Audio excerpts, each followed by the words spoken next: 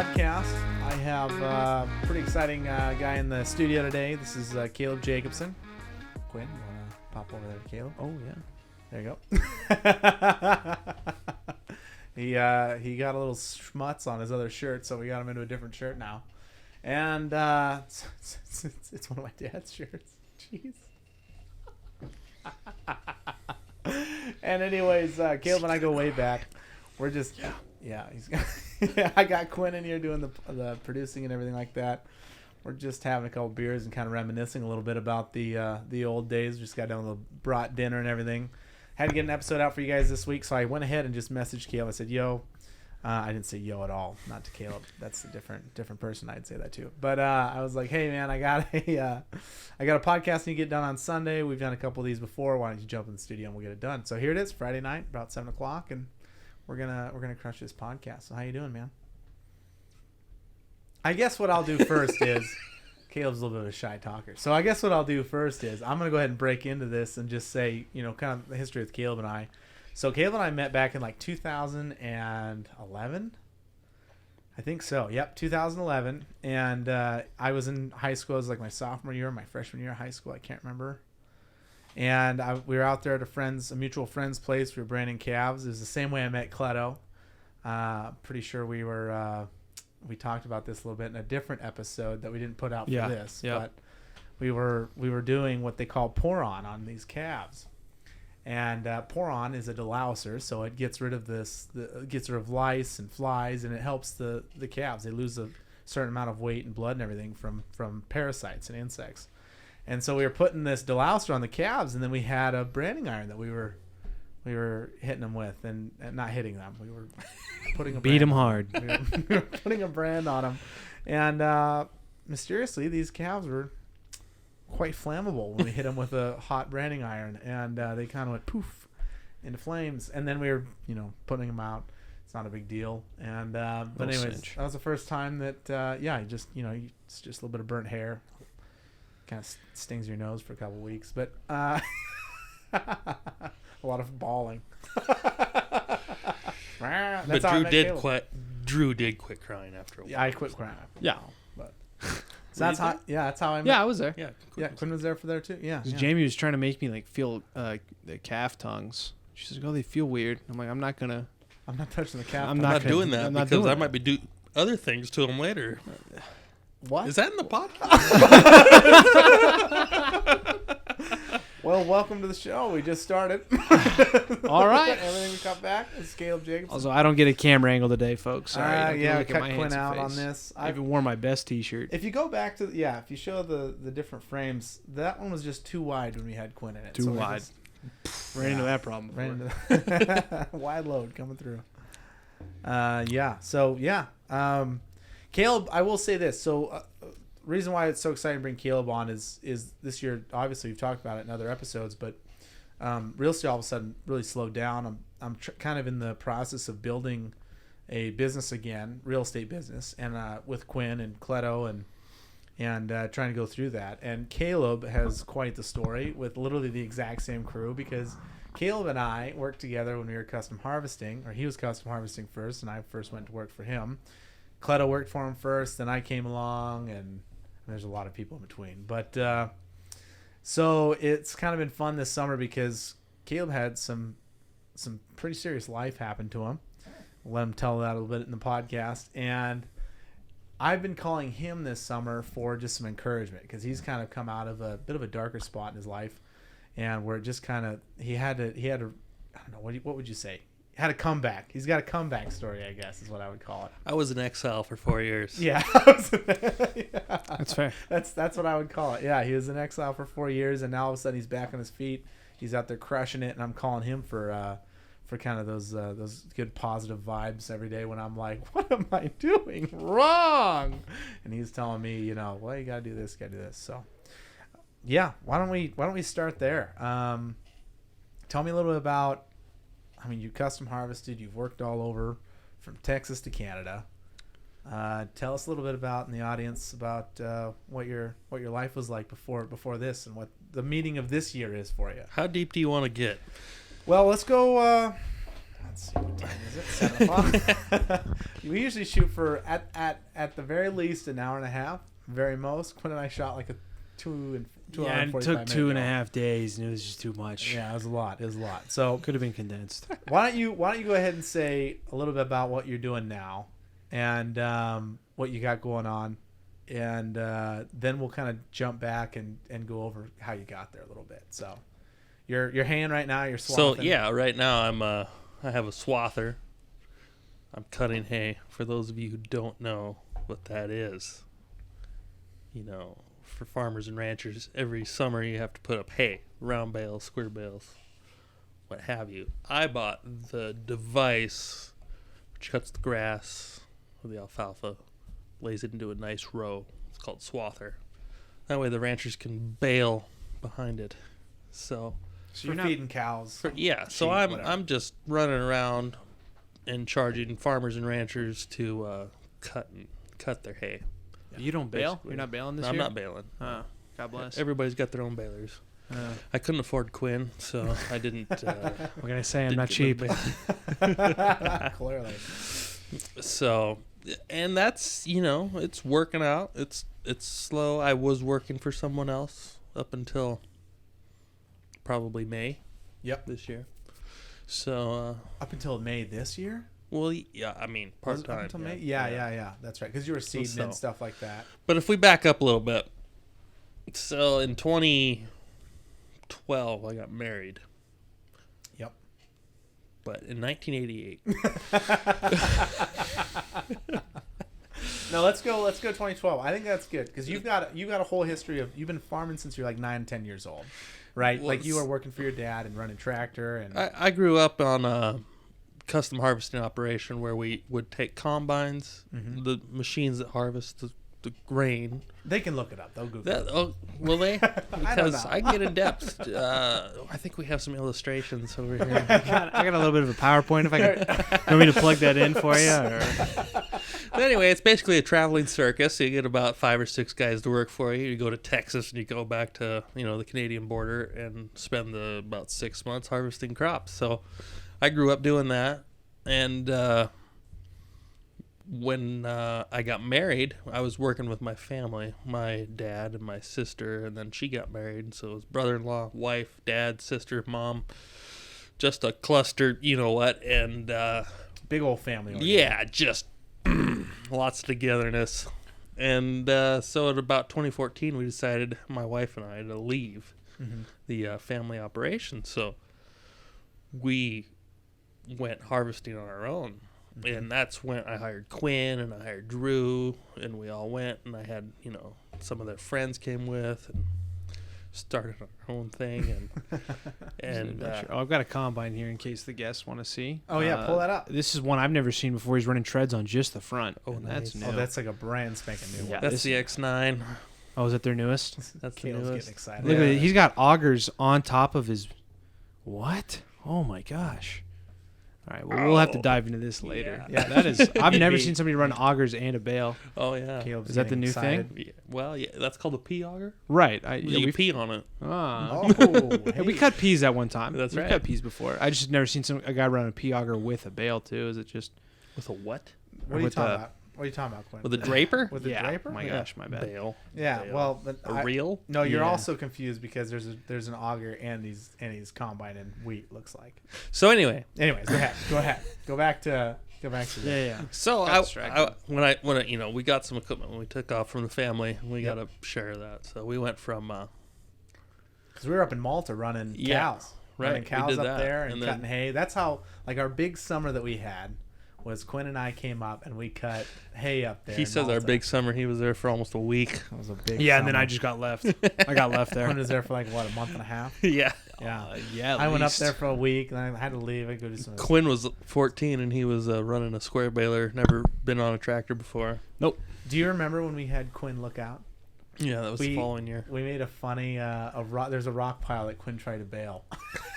No one told me it was there. We put a sign out there that was like, Quinn, look out. And we took a picture and we were holding binoculars, trying to find the rock pile that we're I standing on. thrashed that baler. To be fair, I swathed right over it. Never noticed it. Yeah, Ooh. so that was the thing, is it was So hidden. Quinn was just following the trail of hay. Yeah, I was just ripping. Yeah, you're pretty much Hansel and Gretel out there the whole time.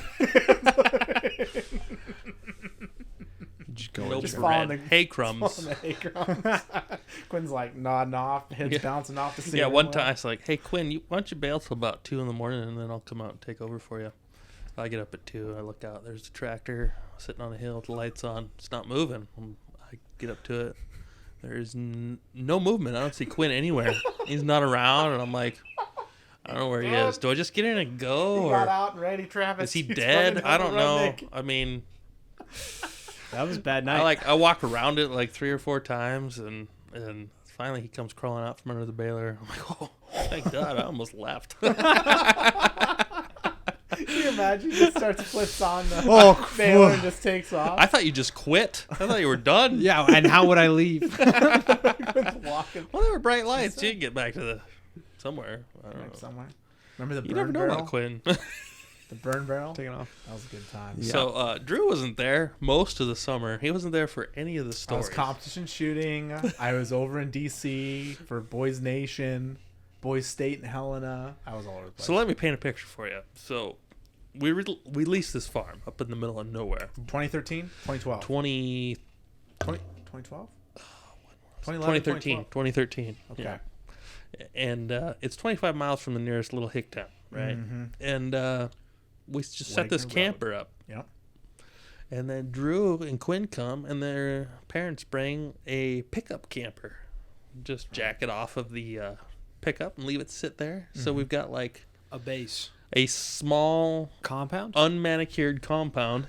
We dug a hole. We dug a hole for the poo-poo. That was rough. The septic tank. Was not a fan of that. It's a hole We in did the have a dirt. well with running water. We did. And power. Not too far from that septic tank. So we're putting up this. We're making hay this summer, and Drew's gone. Obviously, because I read in Swath for like a week. he almost. And then doing something After we cooler. hired the guy it was like 3 days. that brought his pregnant girlfriend up there and didn't have anywhere to live. And he was sleeping underneath. They They were sleeping underneath pregnant woman, the Swather. like 6 months pregnant. Eating the wagon. No, Jimmy Dean. It was Jimmy Dean sausages. Oh, I thought it was a Chuck Wagons. He was eating Chuck Wagon. You're both right. And you remember he stole my 24 millimeter He wrench. stole He your did. 24 millimeter wrench. Yeah, and- John Deere branded. And he was eating those. He was eating the Jimmy Deans and the Chuck Wagon sandwiches, and he would heat them up by putting them on the block of the swather. That's right. And that was how he had a hot meal. He'd heat them up, and throw them in the engine case. That kid was hardcore, and he would never stop talking about his Walmart plan cell phone Yeah. because he said, "Screw Verizon." He's never Yeah, dealing with them he had again. a blood vendetta against Verizon. Yeah, I did. I forgot about Talked about it that. the whole time. Yeah, he was pissed. Wasn't having it. It's like me in the post office today, though. So So there we were up there, and that was the same summer that I wrecked a motorbike or a dirt bike right in the head end of a pickup. yeah, First time I ever rode a dirt bike. yeah. Bent the handlebars so far Drew keeps back. going like, "Do you have a bike I could ride?" Like, because I've got my Harley now, and he's like, "Well, like I want to get into riding bikes." I'm like, you can ride my Harley. He's like, "No, I need something small. I need something smaller." I was like, "I've got the smallest Harley you can buy." He's like, "Well, when you get your 250 running, I'll try that." He's still scared. Maybe Dude, a I'm 75 or I haven't gotten on a dirt bike. 125. We got to get him on a moped. I haven't got on a dirt bike since I wrecked that dirt bike. Yeah, yeah. Because Caleb was like, well, hey, we couldn't we had horses up there, but we didn't want to ride them out of the field and just tie them up. So it was like, just run the dirt bike out there and jump in a swather and then come back when you're done. So we're out there at the swather, and he's like, hey, I brought the dirt bike so you can just ride this back to the house. He's like, why don't you get on it and I'll just show you how to run it. So I get on, I fire it up.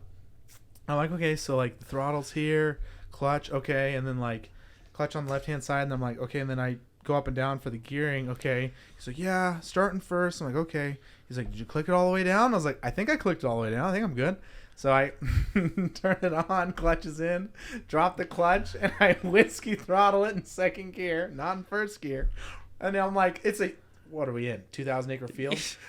Nothing out there. There's nothing out there. And I hit the front end of the pickup 20 Drive yards straight in front into of it. me. Just drive straight. And I hit it so hard, my left hand punches out the headlight. I get thrown up on the cab, rack myself over top of the bike handlebars. And I'm just laying up on the on the front of the cab of the pickup.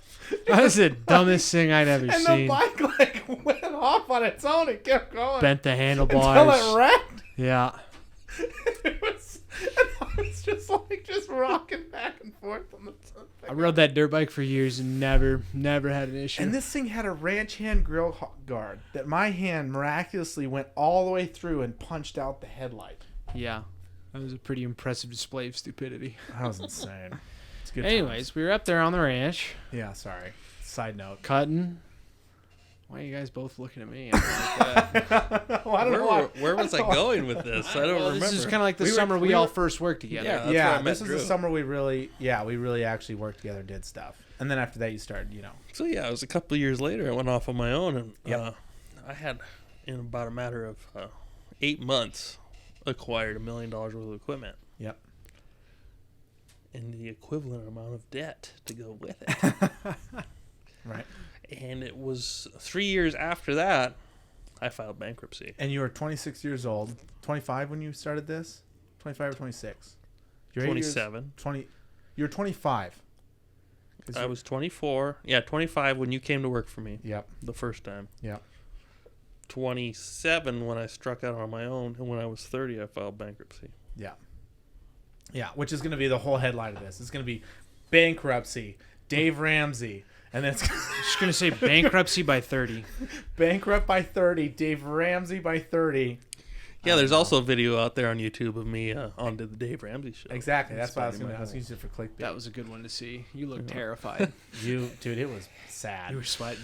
I want to address that, but I don't know how far in the podcast we should get, so we make people listen to the very end until we address that situation. So, But what? But Yeah. So we explained the custom harvesting thing. What were we doing? What was it like with the crew? Some of your scares, because this is really when you struck out on your own, away from any kind of really family. You're doing your own thing, and before you always had family support or your dad finding jobs or whatever, right?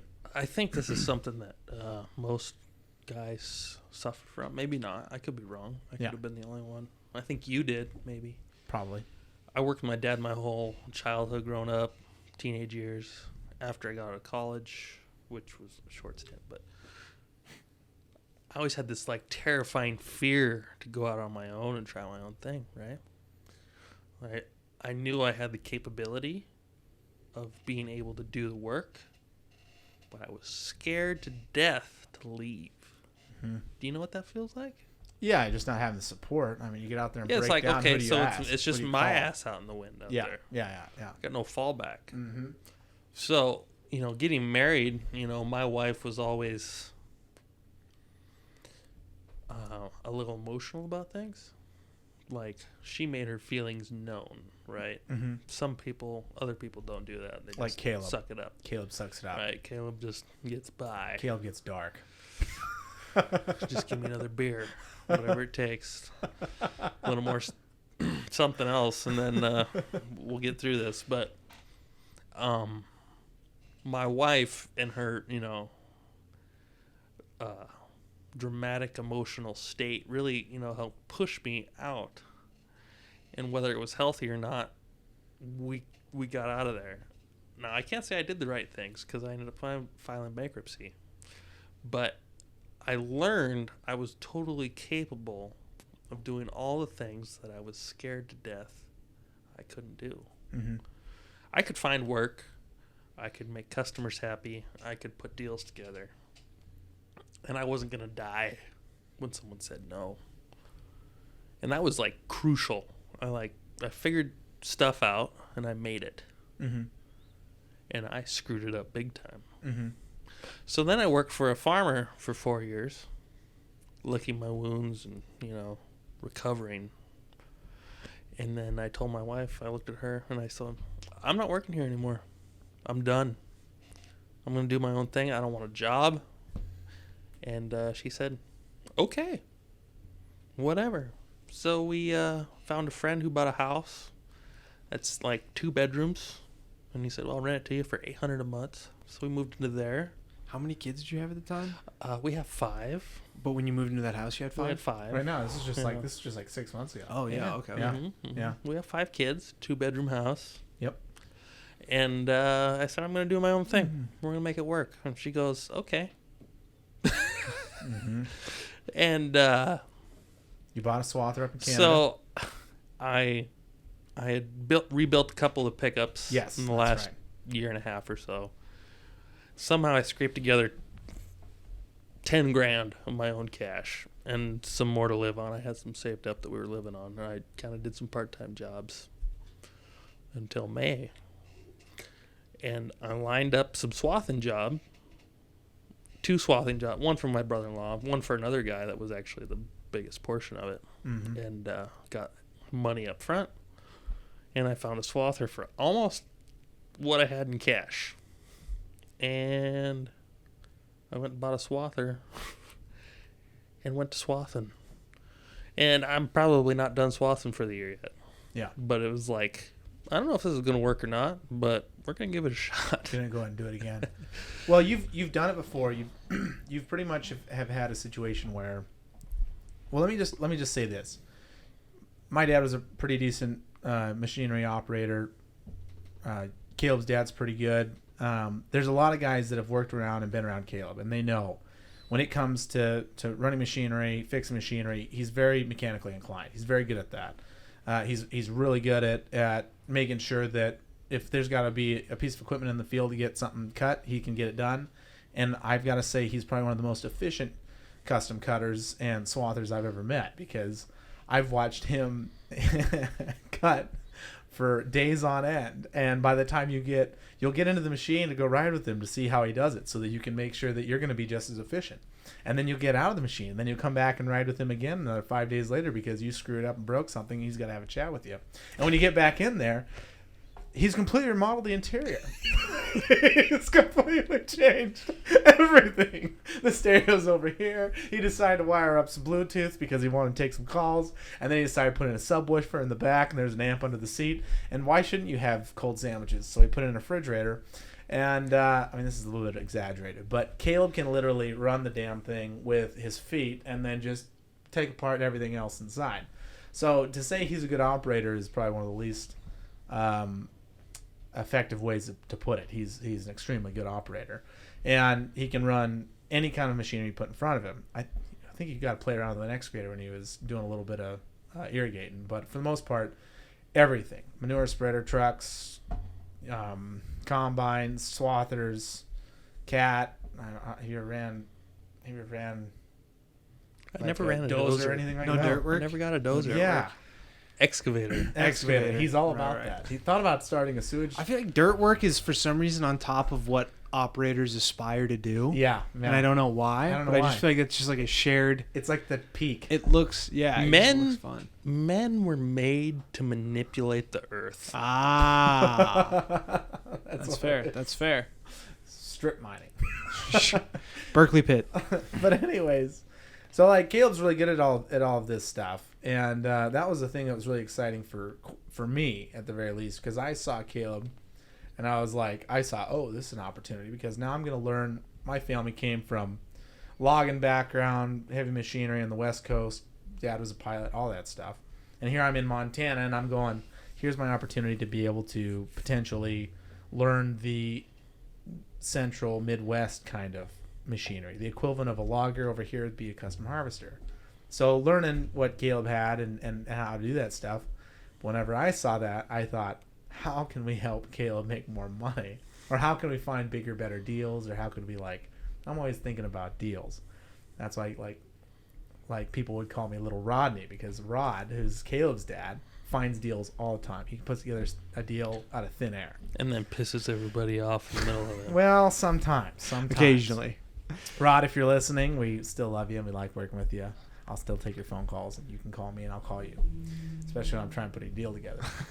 But yeah, so that's kind of the thought process there on just the psyche behind it, and then Caleb's abilities, because he can literally fix anything to get it down the road. Yep.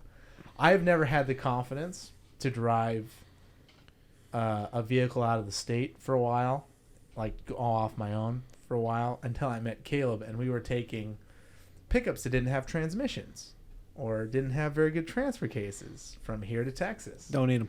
And then when I found out that you don't need a clutch to drive a pickup, you can drive it without that. Learn that. I learned that you don't need a starter to drive a pickup. You just need a long hill. And I learned that you don't need a shutoff. You don't need a shutoff solenoid. You don't need power steering. You don't need You need a fuel solenoid. You don't need four-wheel drive. You don't need. There's a lot of things that you can do without. In this You don't even world. need structural integrity. You just need a ratchet strap and some screws. Absolutely. And one day we should have Tyler on. Quinn and I learned so much about being men custom harvesting because we did the things that most people would think are absolutely unthinkable, and I have Illegal, unethical, or unsafe. You either nut up or you give up. You can complain, you can bitch and moan, but just don't quit. Man, we had so many experiences in the spaceship and everything else. Taught me everything I know about running heavy equipment. The dead Besides cat. what I learned from Dad. Yeah, that's true. I learned it all from you. Yeah, the dead cat. Remember the dead cat we pulled around for 1,200 miles? Yeah, and then they made you go get it. Yeah. We went underneath there and we found out, like, where the heck That is was- this Blackwater How about tank at? one of you guys give a description of Starship Enterprise, which is our main base Oh, for man. harvesting? Well, I go use the restroom real quick. Okay, so it was So 20. if you Go need to ahead. switch, Go ahead. Tell if me you- the. I'll run it. All All right. right. I got it. So Caleb, tell the. Yeah, we picked up this thing for $5,000 from what? Missouri. Where do we get this? When I think of this camper, like 2015, I think of the Star Wars scrolling intro, right? Mm-hmm. But Spaceball, yeah. Except the Spaceballs motorhome had a lot more structural integrity than this did. But a friend of mine, who is also a custom cutter, had this camper he bought from another custom harvester. And campers with the ability to house more than 4 people are hard to find. Exactly. Let's just put that out there. Yeah. And on top of that, a camper that was this a bumper pole or was this? It was a fifth wheel. It was a fifth wheel. Yeah. Yeah. And it, so he's from Missouri. And he goes, "Oh, my dad bought this camper, and I mean, we let go of it, and $5,000." And I was like, "Well, I can't find anything for $5,000." And I'm like, "Well, I'll come take a look at it. I'll probably get it from you." I show up in Missouri, and I was like, "Well, I drove all the way to Missouri. Not a short trip." Yeah, I'll check it I'm out. like, this Back thing's when a- fuel was like $1.50. Okay, This isn't thing's a hunk of junk. Except it didn't have the flight ability of the Millennium Falcon. And he goes, "Oh yeah, no, well, yeah, we picked it up out of Corpus Christi, and it sat through a hurricane." And I'm like, "Oh, so that's probably black mold." "Yeah, but we put a new stove in it." It was a nice stove. It's a nice stove, and I don't know that we ever actually used It was a it. propane stove. Yeah, and we never used it. But Not it was one like a full-size Yeah, appliance. but not one time did we use it I don't remember. because the I don't wanna propane think line about was that. pinched off, and we never. So I'm like, okay, well, all right. Well, I drove here. I'll buy it. I'm gonna have to have a place for these guys to live, and so we drag it out to western Kansas, and I'm like, okay, well, we'll just You dropped it there. we just left it there Yeah. because it wasn't quite time to Because harvest. we were going yet. to come down and just live in it right So- there. So Drew and I go south with Tyler and Tyler's wife, right? Tyler finds this camper in Billings that is a Whoa, you're missing a huge Hold- portion. hold- But go ahead. Because you sent So me many and stories. Cleto down there. Hold on, but before Okay, that, all right, remember go ahead. Tyler? He finds this camper. It's a great deal. It's $900. And it's like, oh shit, that's a better deal than the camper I got. What the heck, man? I said, oh yeah, this thing's great shape. It's great shape. We go look at it. I'm like, I step in. I'm like, Tyler, this thing has a mouse problem. You couldn't see the carpet under the mouse crap. Could not. I'm not exaggerating. I remember. It was was bad. so He goes, bad. We'll fix it up. It's got And all of us Good were bones. good bones. Yeah, Good bones. like, we were all reading like in the newspaper, like 2 gals died in Wyoming from the Hantavirus. Yeah, like in Livingston, someone had just died that winter. Like 2 weeks. And Tyler's married. He's got 2 kids, and he's like, Resilient little buggers. My wife's. He gutted that thing out, and Yeah. I'm like, All right. So anyway, we go south, and oh my, there's so much of a story here. So much that missing. We'll come back to this. Okay. But when we get south, Drew and I have plugged this camper in. Mm-hmm. It's got no beds. Mm-hmm. We have to short circuit several wires to get the slide outs to come out. Mm-hmm. This is ours, the big Starship. Yeah, This is yeah. Starship, And yeah. once we get the slide outs out, we can still see daylight Yeah. through the cracks. You Yeah. know, it's like, you know what? This is like camping. We're It's only like bug sleeping problem. in here, right? We're Yeah. only sleeping in here. Drew and I built 3 beds, Bunk bunk beds for the front. We hooked the water up. We can't get any water to flow out of the dang thing. Mm-hmm. It's like there's a drip coming out of the faucet. We're like, what the hell? We wait and it starts to flow a little more. I don't know. Apparently, it had a bunch of buildup in the lines. And I'm just thinking, oh, what did I do? We're gonna live in this thing. Well, we were gonna live in it until Molly and the kids could come down. Or no, was it just No, they were Molly? never going to come. They weren't gonna come on this trip. No. Okay, yeah. So it was just a full-on frat party in there.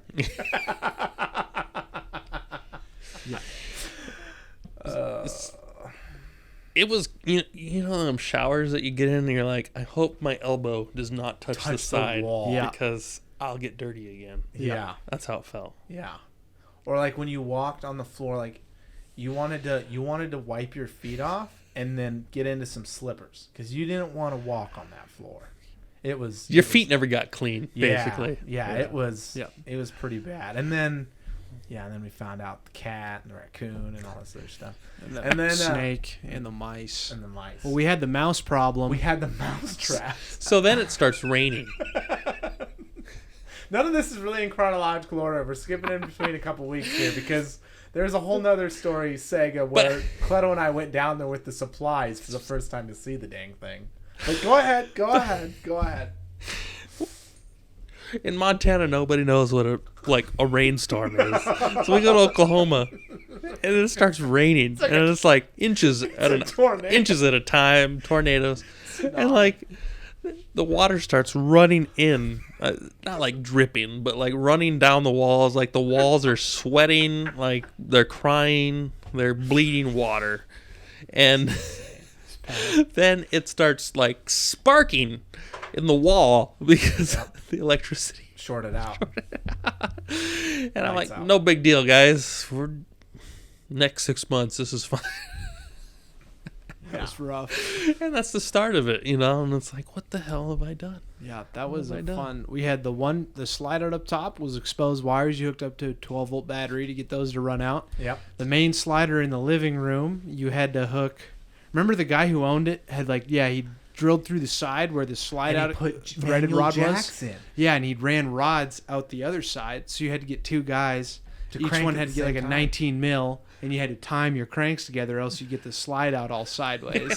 Whoa, slow down. Josh was always going at about 9.0. And it was like, why? Synchronize the cranks. This is our home. And then the rear slide out was the only one that worked off the button. But it still worked off the button. But it And did then work off the button. Yeah. I remember laying there one night. There's a couple stories here. I remember there one time we decided we're fixing things in series. Okay, so like the rodent problem, we could sleep with some neighbors. Not a big deal for a little while because we were still figuring out the shower and the water situation. And water in your home is a little worse than pets. So we finally got to the point where we're gonna have food in this camper, so we might as well lay out some traps. So one night, I remember Cleto, me, and Caleb laying there, and we set out probably 6 or 7 traps. And then we have the live traps. Then we have the ones that are the trip traps. And we got a couple different assortments of cheeses. And Provolone. Really treating This them. is really nice. And we're laying in bed. We shut the lights off. And every night it was the same thing. You shut the lights off and you go to bed in about 15 minutes. You'd be in the walls. And there was air vents in this thing. And you'd hear them in the vents, in the walls. And then this night, we heard, it was 10, 15, 20 minutes in. It's just like, holy cow, we got one. We waited, like we all said that, like literally. And Cleto's like, he's the most excited. He's like, we got him, we got that SOB. And he was so excited. And then we waited 5 more minutes, and all of a sudden it was like, it's like, I'll be damned, we got 2 of them. And we waited a little bit longer, and it was like all of a sudden it was like, there's like 6 of them dead. So we're like, all right, well, that's all of our traps. We gotta go reset them. We gotta reset these things. Cleto flips the light on, walks out there, and he's like, oh my god, there's one knot on this one's leg already. It was just like a smorgasbord of cheese, mouse parts, and more mouse parts. It was so bad.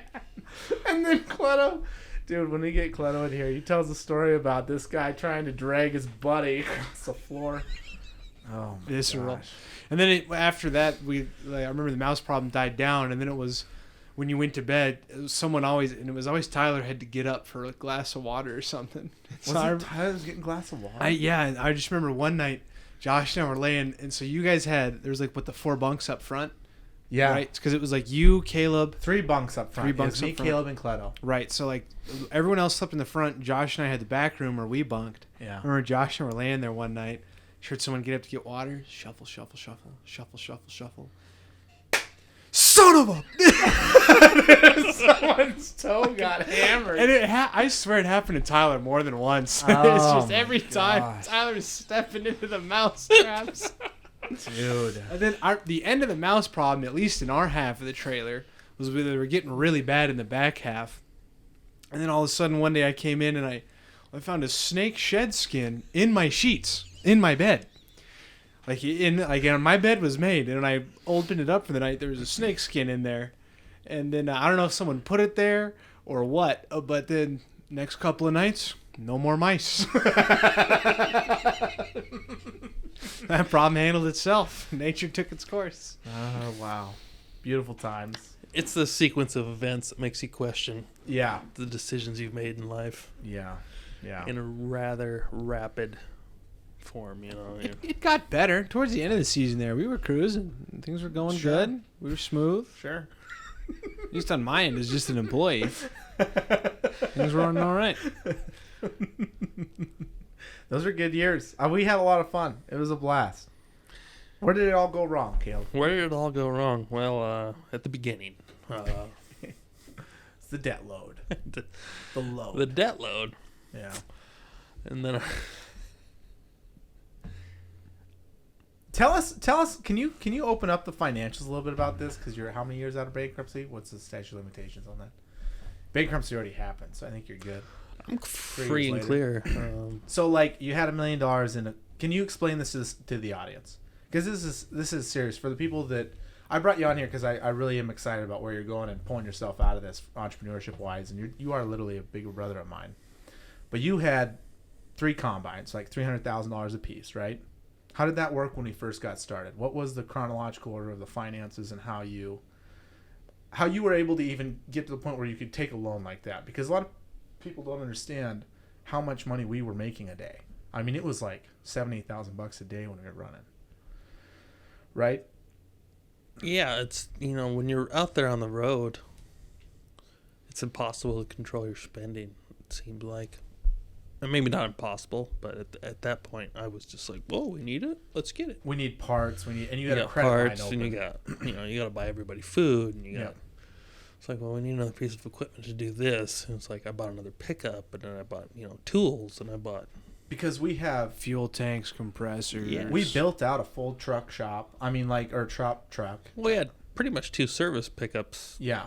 Set up. We had 2 pickups that had $10,000 worth of Air stuff in compressor. them. The big heavy duty air gun, so you can pull duals off and stuff. Like welder, we had a welder on one. We were completely self-service. Yeah, completely self-service. Fuel tanks, we had over 500 gallons of fuel on each pickup usually. Yeah. 900 on one pickup at one point. No, it was 400 was the max we had on one, and then we had 200. But what? So. And those are the pumps. I had this we can't do anything unless it's perfect. I got to be set up to go. It's got to be in good shape. Right. Make sure we do that. There was no like, let's just get by until we get the next. It was like, all right, before we even start, it's got to be perfect. Right. We were prepping for like a month and a half. We Yeah. did this. And, that was part of it. It was like, well, I hired all these guys to come work for me because I needed them. Yeah. I didn't have a job lined up when I hired everybody. I lined up combines to rent for the summer. I lined up, And that was all on credit. Like, how did you actually get to the point where you had enough money? Because, like, guys are $15 an hour, and you got them for 5-6 days a week. Yeah, well, what had happened was I had trucked. So when I split off from my family, I had come away with 2 semis, a grain trailer, a flatbed trailer, and a grain cart, which you pull behind a tractor. Right. And, a pickup and... Overall value about $250,000, $300,000? Yeah, about $200,000. Free and clear? I had about $100,000 in equity. Okay. And at that point, so I hauled cattle all winter, and kind of part-time with 2 trucks. Mostly it was just me. So by spring I had a little bit of cash, but also my in-laws had given us they wanted us to enjoy an inheritance. An before early they inheritance. died. Yeah. Right? Their intention was for us to use it for a down payment for a house. But I went to my father-in-law and I was like, if I had this, I could use it to build my business. And then I could buy a house sooner with, more money. With the business plan. Right. And I'm like, I'll just use this to build my business, right? Yeah. So I used that. I mean, I burned through that $50,000 in a month. And well, we'll get rolling, and we'll start making money. It's like Dave Ramsey always says, I'll out-earn my stupidity, right? Yeah. And by the end of that year, I couldn't afford the lease payment on the combine. I hadn't made a single payment on the combines or the tractor. And these are 6-month payments. You pay them every 6 months or every 3 months? I'm supposed to pay them every month. Every month. But, I mean, the guy I was renting these combines from was a farmer. It wasn't a dealer. Wasn't a dealer. He was a farmer, and he was like, whatever. And then so I go to my banker, and I go, I need to buy these combines. And the banker goes, oh, okay, sure. Sounds good. Fine. So we buy these combines. And your finances look good to do that. Yeah. So is this an unsecured loan, or was it collateralized by the combines, or how did that work when you go and get a finance like that? Well, the combines had enough value according to his whatever formula. To where he could finance them. Because it looked like on paper you were making how much a month doing this with 5 guys running and the jobs. $150,000 a month. Yeah. I grossed $850,000 that first year. Gross money. Yeah, and that was from how many thousands of acres? We covered 18,000 acres. Yeah. So my banker's like, oh, yeah, this works. This works. We'll finance those combines. Well, okay. So I get, halfway through the winter and kind of had, idled back a lot because I was like, I don't need to truck all winter. I, got this combine thing going. I need to get these combines in shape for summer, and I'll just do that this winter. I'll work on them. And I'm like, oh, hey, I need some headers, for the combines. And so I ended up borrowing another $300,000 or something to get going. So by the end of that year, you've bought 3 combines for like two combines for $240,000 a piece. $265 a piece. And then they came with headers or no? No headers. So we had Draper headers, 2 Draper headers. And so then that winter, I got like operating loans to buy headers. Okay. So by the following summer, the summer after I had started, I had, I don't know, $550,000, $700,000 just in green paint, right? Mm-hmm. And I hate to interrupt, fellas. We're about to run out of room on this card, so we'll be right back after we swap this over real fast. All right, sounds good. Take a quick intermission here. All right, we're back. We just had a little quick intermission there. I snuck a little cinnamon roll in the bag. Nobody even saw that. You could have shared. Sorry about that. God dang. Caleb had $700,000 of green paint that he had to figure out how to make payments on the following summer. Where were you going with that? Well, I started to panic. Yeah. How am I going to make these payments? Mm-hmm. So my dad and my brother-in-law had still been combining, right? So I said, well, I just need to take over their acres, buy them out, right? So I go to them and I buy them out. say I'm going to buy them outright. So it kind of turned to this big cluster. Yeah. What was the terms on that? What were you going to pay to buy them out? How is that going to work? It was like so much per acre. I was going to buy their equipment at market value. And I don't really remember how it all went now, but... So you went to the bank and got another finance? No. Or did you just use your operating loan? No, the banker said, we're not going to finance that, so you can make it happen or whatever. You know, Mhm. It was like, okay, well, I can make this happen over the course of the year, right? Yeah. So it got ugly. We ended up running 4 combines. We leased 2 that year. We had 4 combines. All green? Or Yeah, are you they including were- the cat? No, that No. was the year before. That was the year before that we had the cat We combine? never got into that. Yeah, We okay. have not talked about that. We'll go back to that. But. Okay. So,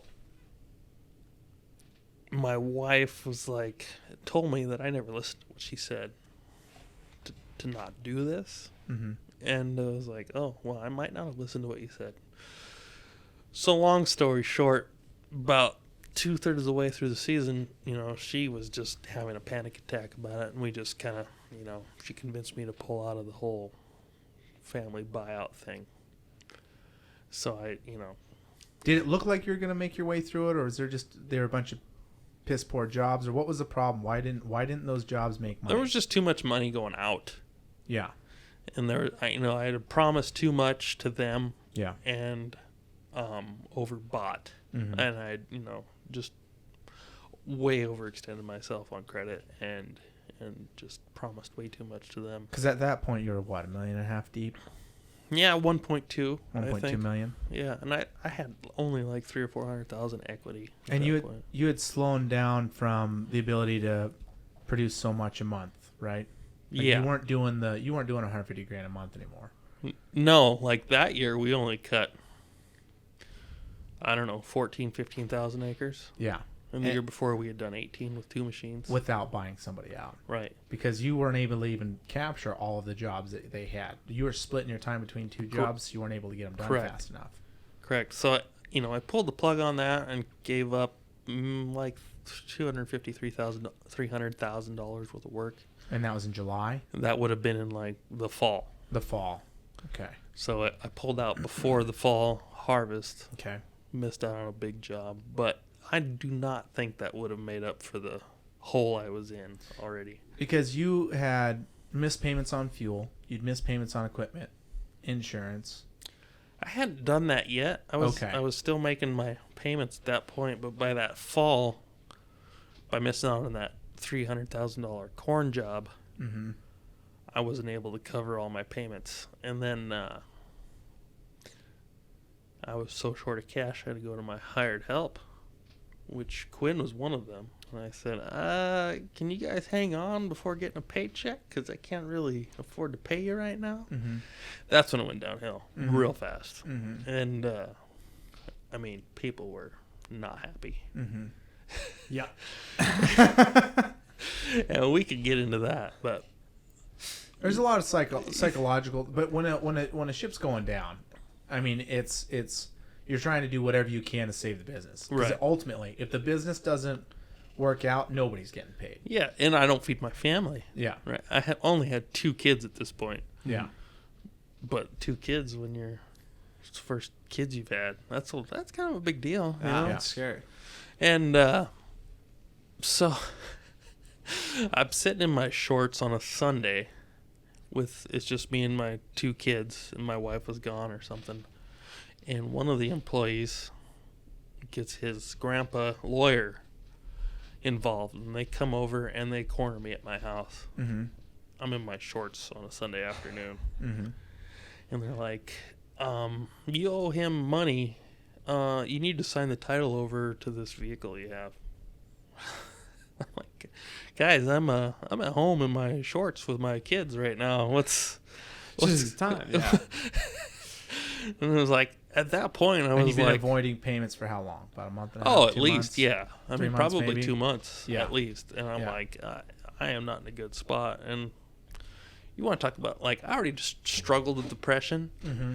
And, these things compound Right. And you don't know when it moves from like, is this situational depression or like is this like a medical condition? Yeah. You know, and it was a struggle, you know, and I think a lot of people in agriculture just ignore their problems, you know, and they don't deal with them.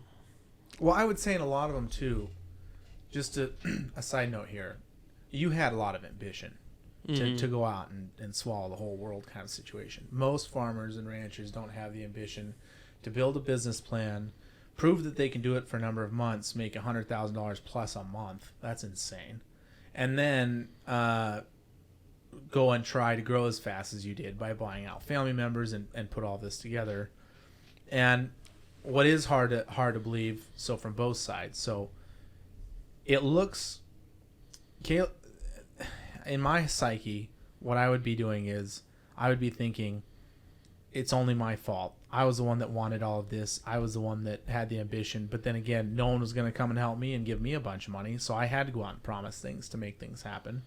And then on the other side of it, people, though, that are getting promised things like people that are employed, they are also like, well, it's not my fault that your company's falling apart. It's not my fault. Like, if you're making $150,000 a month and I'm only making $5,000 a month or $4,000 a month, why am I not getting paid? Like, what's the point of that? Like, that doesn't make sense. So you have these two different psyches occurring in this, and all of them in different chapters of life. Those that could probably go without 3 or 4 months, because that's how life is. When you're 25, 26 years old and you have these payments, you go, yeah, the easiest people to short are the people that are the least amount of my worry, really, because they're only $4,000 a month, as opposed to I got these creditors that if we lose a combine, we lose $10,000 a day, you know, or more. Exactly. So like that's the psyche of what you are in this. So I'm just trying to explain this for the audience. Is you have guys that get $200 a day and you have guys that get $3,000 a day. And if the guys don't get their $3,000 a day, the business doesn't keep going. Now I'm not saying that there wasn't bad decisions made when Caleb was buying other pieces of equipment that were unnecessary, or living quarters that were unnecessary, or pickups that were unnecessary. It was a damn nice camper. And it upset a lot of people. Okay. I'm glad we can laugh about that now. Oh, absolutely. Yeah, it's funny now. But how long? Because we ran for or you ran, because I only did on and off for years, like 4 years of custom cutting before it all came down, or 3 years? I was his family. 3 years on my own. Right. Yeah, with your venture. Yeah. 3 years on your own. But that's pretty insane to get from what you had, 2 trailers, a flat deck, a grain trailer, and all of that, to almost a $2 million operation. Granted, much of it was debt, but he was able to get enough cash flow in to make that debt look like it made sense. It was operating. But yeah, it was operating. Cash flowing, as they say. So by the end of 3 years, an $800,000 a year operation is nothing to scoff at. Yeah. That's pretty insane. From nothing. Well, I wouldn't say nothing. Not nothing, but very little. Most people don't start with 2 semi trucks that are worth about $80,000. Yeah, but I had to work my way up to that. Right. You were doing that with your family. I started when I was, 16, custom harvesting. Yeah. Very small You've scale. been doing it off and on over the years. But so the third year, I wasn't making payments, and the bank said, you got to sell some equipment. And I said, okay. So I took some stuff to auction, and the bank goes, if it sells, we'll refinance you for the next thing. They didn't. Mm-hmm. But in the meantime, I leased a farm. Mm-hmm. And we managed to seed a crop. And I conned Drew and Cleto into going south to combine one last season. Mm-hmm. And we had sold enough equipment, my hands were tied behind my back. But we had 2 combines. I had 1 truck, and Drew rented another truck. No, I bought a truck. What's our number one rule here? I'm sorry. I'm so sorry. Drew bought a truck, and he leased a trailer. I leased a trailer. Oh, that's right. That was that way oversized grain trailer. So we limped our way through. We should have had a 5-person crew. We limped our way through with 3 guys. Mm-hmm. And We Quinn worked our joined tails us. off. Quinn joined us, but you quit us I in quit, Montana, Yeah. which is understandable. Yeah, and because that was We can talk about that. I think that's when I came back because I still owed you money on my pickup. Right. I owed Yeah. you $2,000 on my truck that I had bought in front of you, and I was like, "Well, I'll come work for the rest of the season, pay off the $2,000, and then after the $2,000's paid off, you can pay me wages." Yep. Yeah. You never got those wages, did you? Yeah. You No, I did. Oh, you did. I did. Okay. Yeah. Yeah. We settled I it, didn't but I had to go. That was when I went down to the bank, and I won't say his name, but threatened your bank. Yeah. Okay. So, anyways, keep going. Yeah. So we had a hay crop that kind of performed badly that year, on that farm that I had leased, and then by the end of that season, I had sold pretty much all the equipment except I had a tractor and a truck and some things with John Deere. A combine. I still had a combine left. And I was trying to refinance with the Farm Service Agency, and I hauled cattle all winter, and I could not do anything else but make my insurance payment and feed my family. Mm-hmm. And the banker's like, "Where's all the money going?" I'm like, just putting food on the table. Yeah. So my wife and I, we took a vacation in I think April or March or something. We went to Kentucky, and we went to this marriage conference. It was a Christian marriage conference for a weekend, and we ended up going on to the Dave Ramsey show. And at that point, we were down to $700,000 in debt with no equity at all. And we told Dave, like, "Well, we're $700,000 in debt. We don't know what to do. And if we, sell all of our stuff, we won't have any way to make any money." And he goes, "Well, you could file bankruptcy. I guess I won't be mad at you for that." Yeah. Which meant something come from Dave, because, Mm-hmm. and the video's on YouTube. You can watch it. You want me to We pull it should up? link to it. I can on pull it this. up right now. You just No. keep talking, and I can get it. Okay. Go on. And so we were gone for a week, and we decided, we were in bad shape, and we're like, Is your name attached to that video? Does it say or? I don't know. Okay. I think it just says something about farmer. $700,000 in debt. Yeah, probably. $700,000 debt farmer. Yeah. But we looked at each other and we're like, we don't want to fight through this that Mhm. hard. I mean, The comments are brutal on this thing. By the way. oof. Do we want to play it? You ready for this? Just do like a 10-second excerpt. This is a 10-minute section. Yeah, I wouldn't play the whole. Well, maybe you can, I guess. In the lobby of Ramsey Solutions, Caleb and Molly dropped by. Hey guys, how are you? Good. Been better. Uh-oh. What's going on? How can I help? We are $700,000 in debt. What?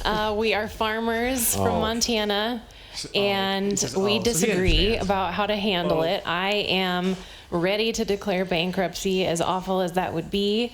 He has kind of dragged us through several failed businesses, and working really it laid it out on you and there. making payments just sounds kind of like another scheme to me at this point, and I'm hesitant to dive into that, and I'm exhausted, and we're kind of hopeless and don't really know what to do. Okay. Break that down for me. How much is owed on the farm? Well, we lease a farm, but we owe about $450,000 on equipment and, inputs and such. Okay. And what is the other $300,000?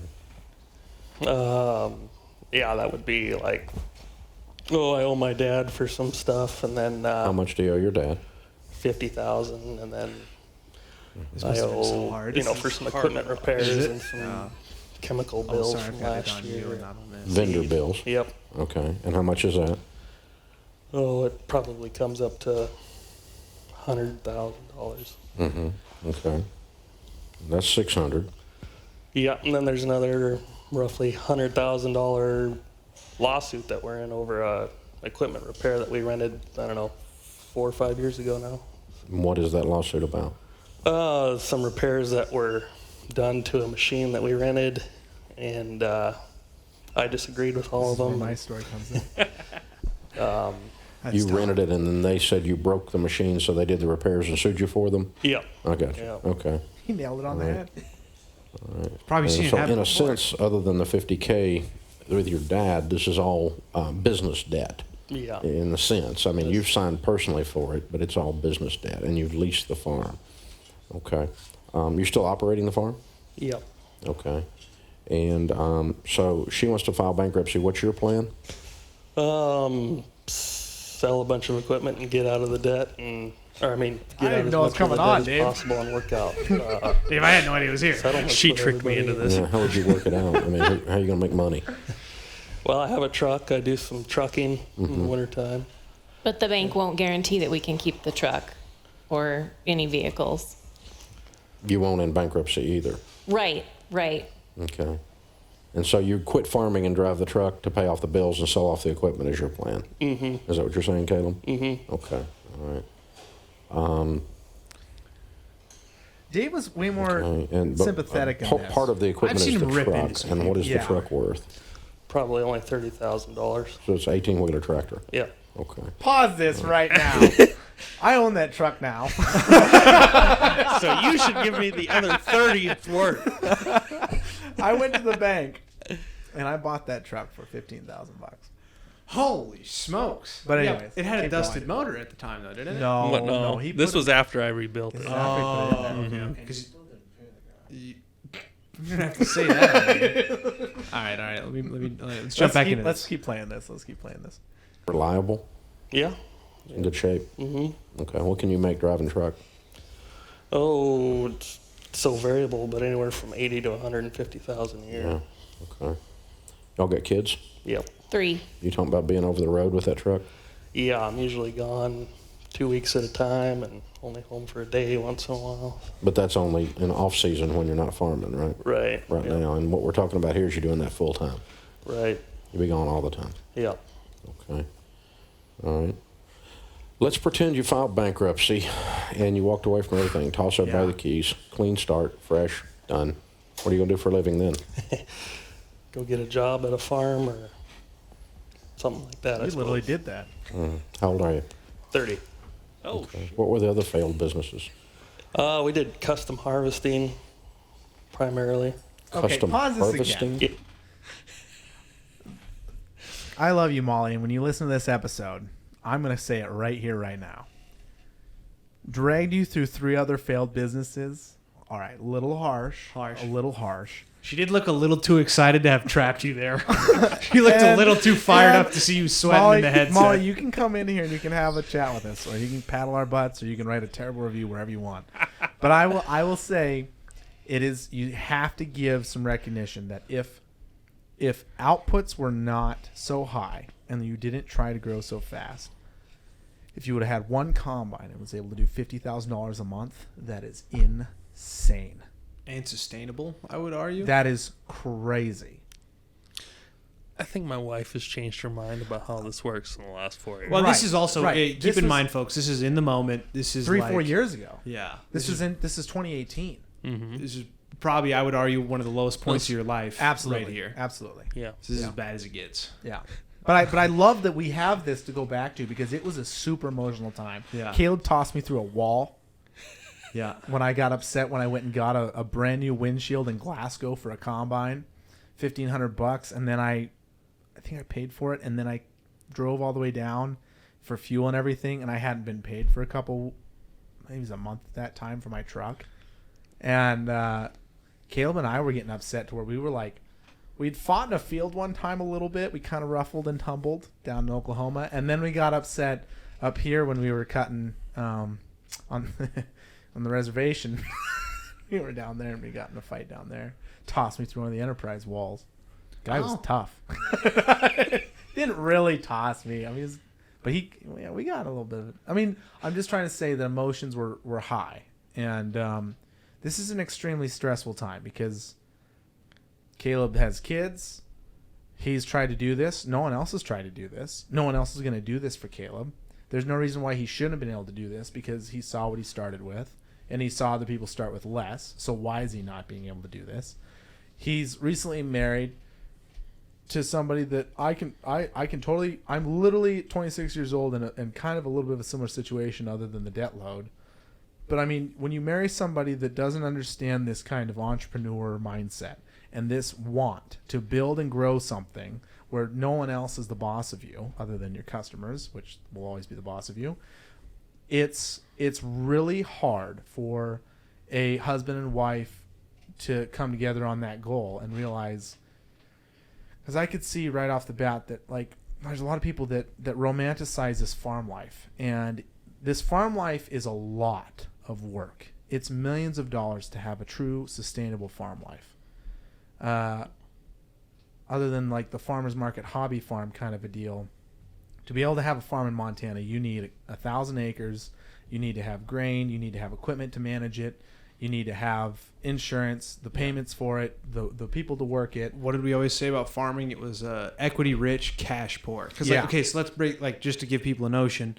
You're making $150,000 a month in the peak of the season, but how much are you spending a month? And custom 250. harvesting. Yeah. So you see like farmers like, oh, this guy's worth millions and millions of dollars, but it's in reality he's probably living off less than a school teacher. Well, come look the end at of this. the year. Look at this debt load. You're talking $265,000 a combine. You're talking they're not going to finance these for more than what, 6 years? 5. 5 years. Yeah. And we're talking also 8%, 10% interest.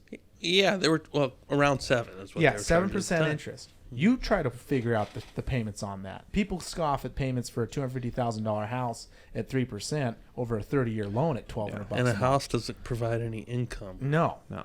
We're talking right now. I will do the math real quick here. And people wonder why farmers are so subsidized by the federal government. And why the Well, and they suicide keep rate voting is so for it. high. Yeah, Suicide exactly. We can rate's talk high. about that on another podcast. That's honestly. But, you know, if you analyze this video of me on Dave Ramsey, you might think I think it's funny. It's I'm about to die. Yeah, I know you, and I can With see when you're embarrassment. sweating, and I can see you sweating. Like this, that's probably the worst thing you've ever had to do. I could see it. I remember the first time someone showed this to me. Maybe it was Drew or somebody was like, "Hey, did you see that Caleb was actually on the Dave Ramsey show?" And I watched it. I don't think I could watch the whole thing because I knew exactly what was going through your head because we'd worked together for so long. I mean, pretty much been family. Like I couldn't you watch said. it. And I All was of us- like, "This is just nah." even the guys that were struggling with Caleb at that time for payments and other reasons, they couldn't watch it. Yeah. They watched it and they said no. They felt like Caleb was put and whether it was by intention or not, it looked like he had no idea what he was doing. And that he just like kept trying things willy-nilly, blah blah blah. Caleb knew exactly what he was doing. You knew exactly what you were doing. You didn't know how to manage the relationships around what you were doing. You didn't know how to manage the emotions, and you didn't know how to manage the expectations of what you were doing.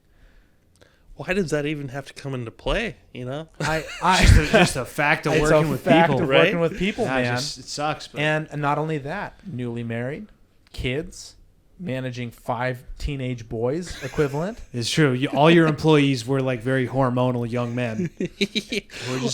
and one of them was also married. Yeah, That's right. Right. That's right. Yeah, but I mean, like, no, I mean, realistically, you're a 26-year-old running the crew of 17-year-olds, and Cleto and Tyler.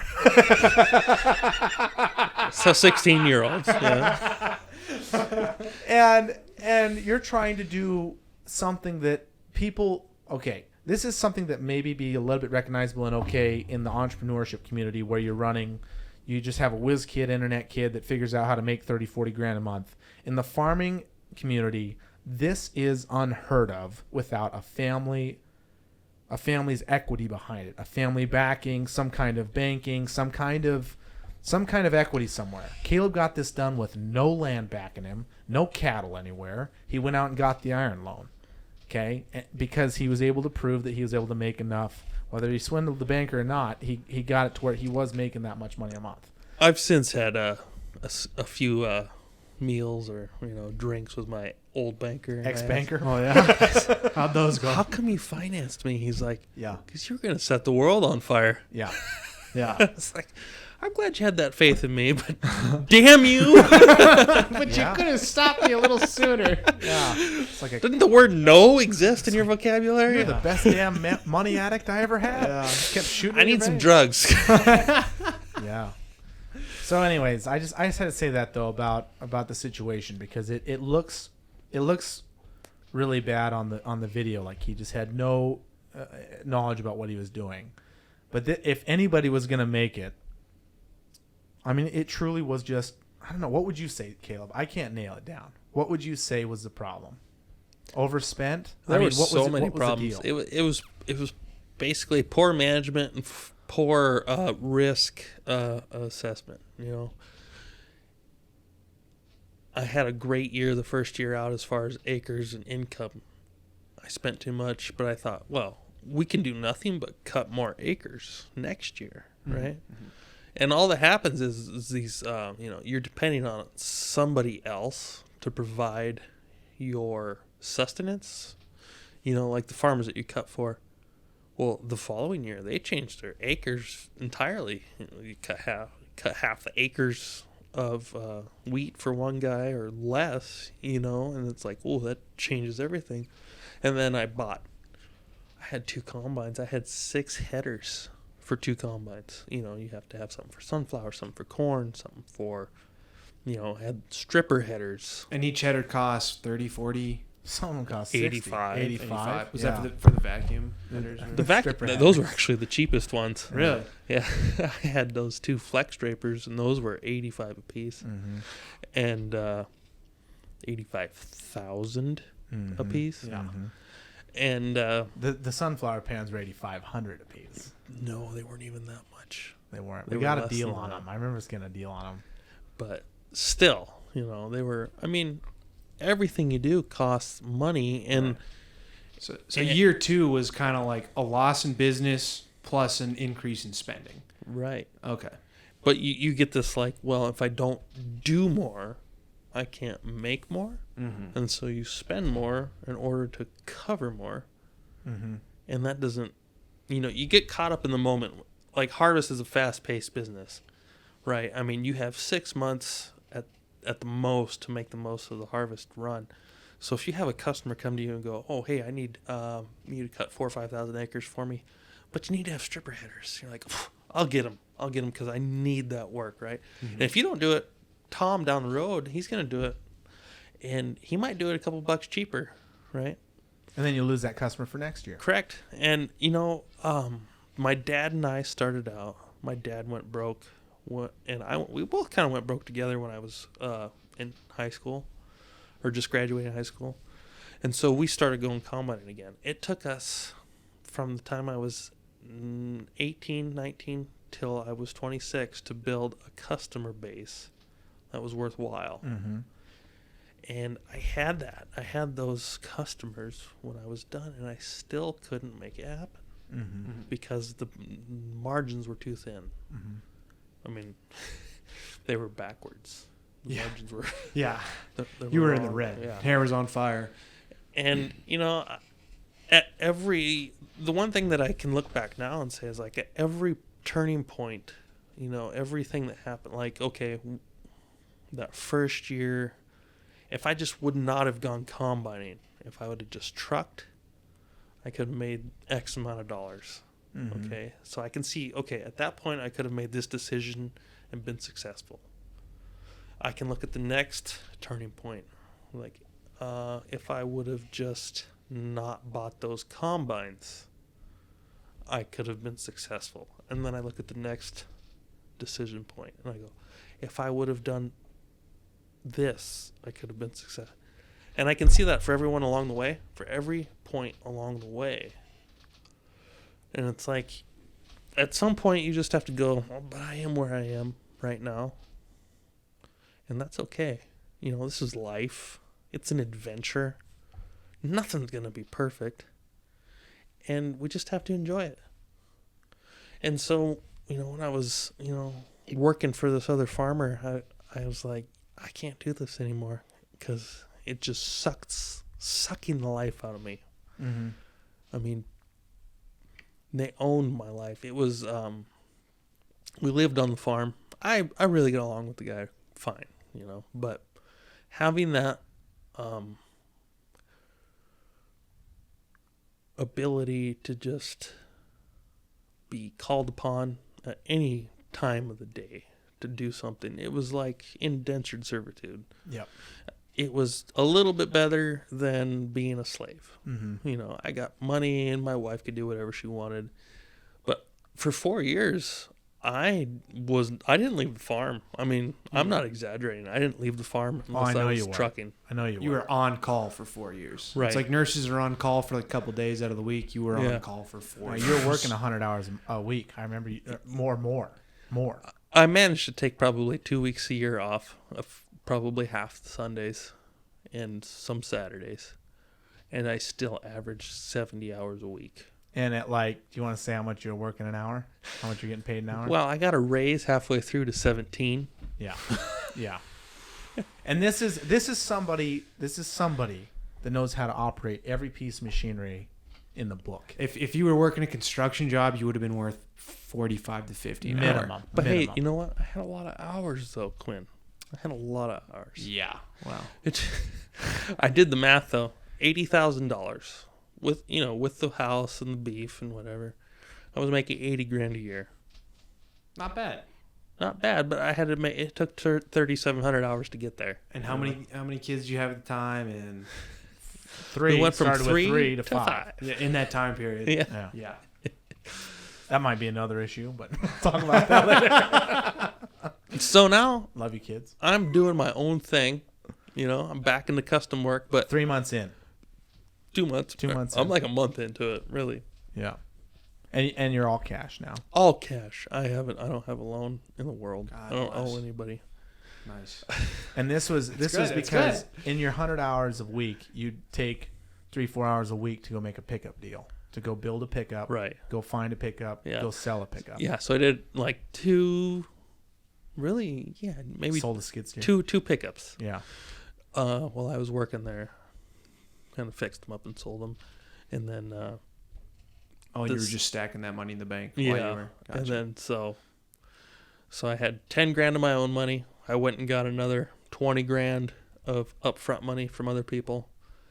I bought the swather, and I have just on a wing and a prayer.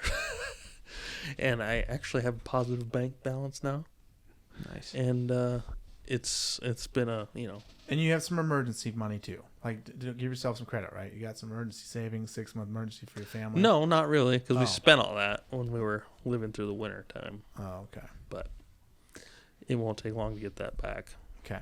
You know, we had a car breakdown and had to buy a car, and had rent, and Yeah. I worked for another farmer part time that I used to combine for, and I helped him out this spring, and he offered me a pretty decent wage per hour, but they didn't work enough hours to Oh. make much money. Was that out by? out here on Fly Creek? Yeah, and I almost starved to death out there. 40 acre, 40, and 40 then hour weeks. I was like, that was kind of one of the. He was kind of one of the reasons I went broke combining. Yeah. Yeah. What am I doing out here? Yeah. It's kind of a cheaper job that we finished the year on. Yeah. Well, that was hard. I remember that one was super. That one was bad because it was hard on equipment, right? It was hard Yeah, on the hard on terrain trucks. we were working on. We and- literally blew one truck up. That was where the Peterbilt blew up. And then I was trucking on that job. I had my own truck on that job, and it was tough. So I There's guess a lot my of antlers in the field for all the tires. Saw the A lot of guy. tire plugs that year. A lot of tire plugs. Got really good. plugging lots of holes. Everybody loves elk until you get an elk antler in your tire and a $3,000 combine tire. So we, Not only did it blow the tire, it ripped the shield off the side of the combine. Yeah. yep. Yeah. Well, then there Ah. was that. There was that one combine that we blew up internally. You mean Josh? Yeah, we can just say it. Yeah. Josh blew up that one combine. Then he also started that field fire. You try to, these young guys, you give them a little extra rope. You're like, he can handle this. The farmer's there, whatever. We try to finish. It's like, okay, hey, Josh, look, I'm going to go to my in-laws cabin for the weekend.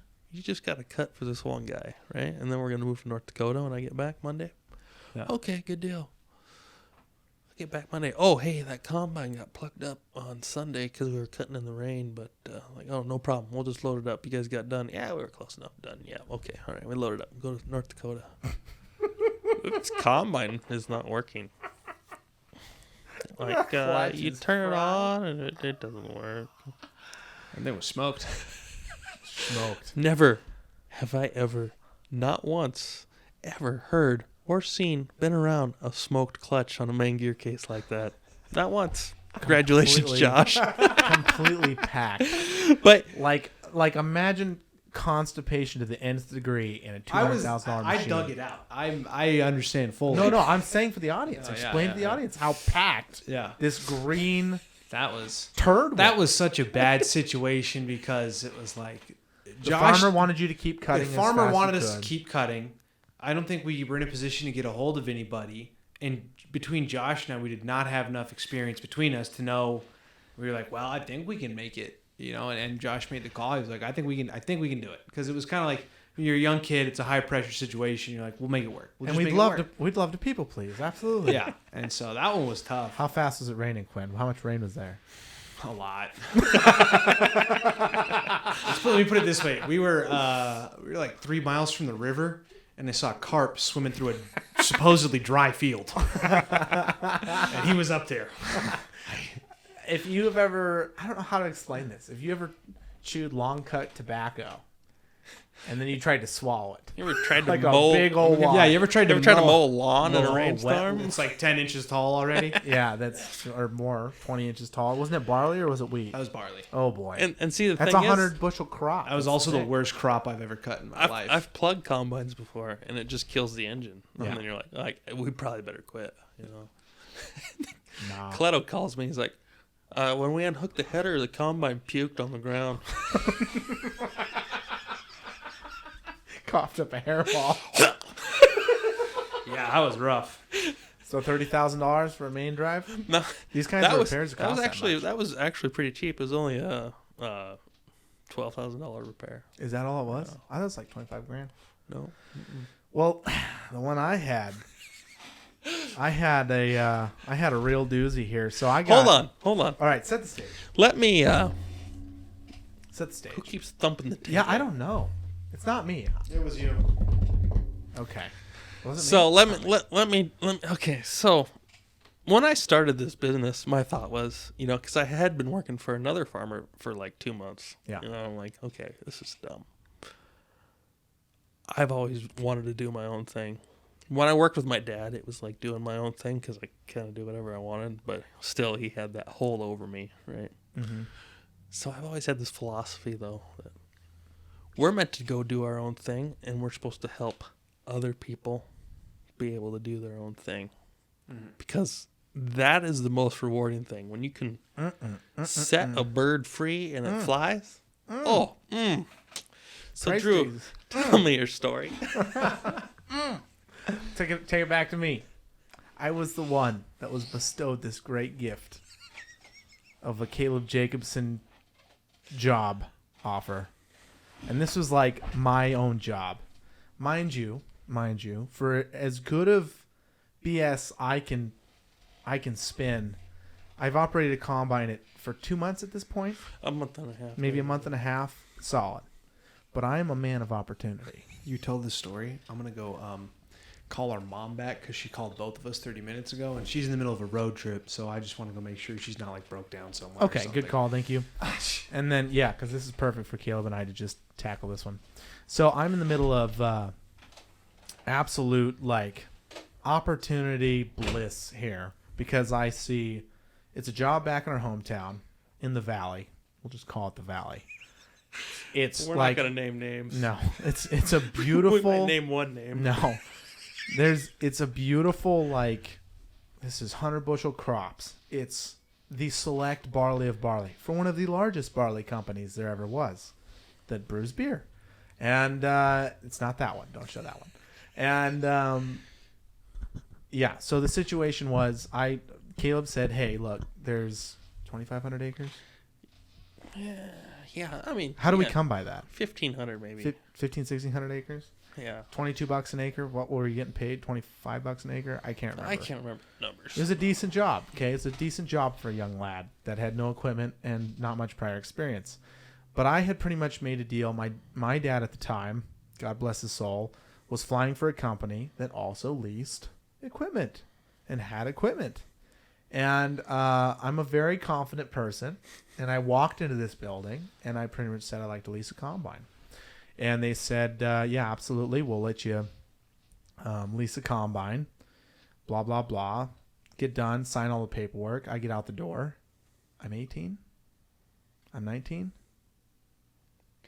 I'm 19. 18. You might have been 17. No, I wasn't that young. 17, You I was just up in Malta. graduated. I just graduated. Yeah. 18 or 19. No, I was 19. I was 19. Because when I graduated, I went to the oil fields. So this is after the oil fields. So I leased this combine for a really good rate. Now, it was a little bit underpowered. And the Draper header was a little bit shorter than what we would prefer out on dry land.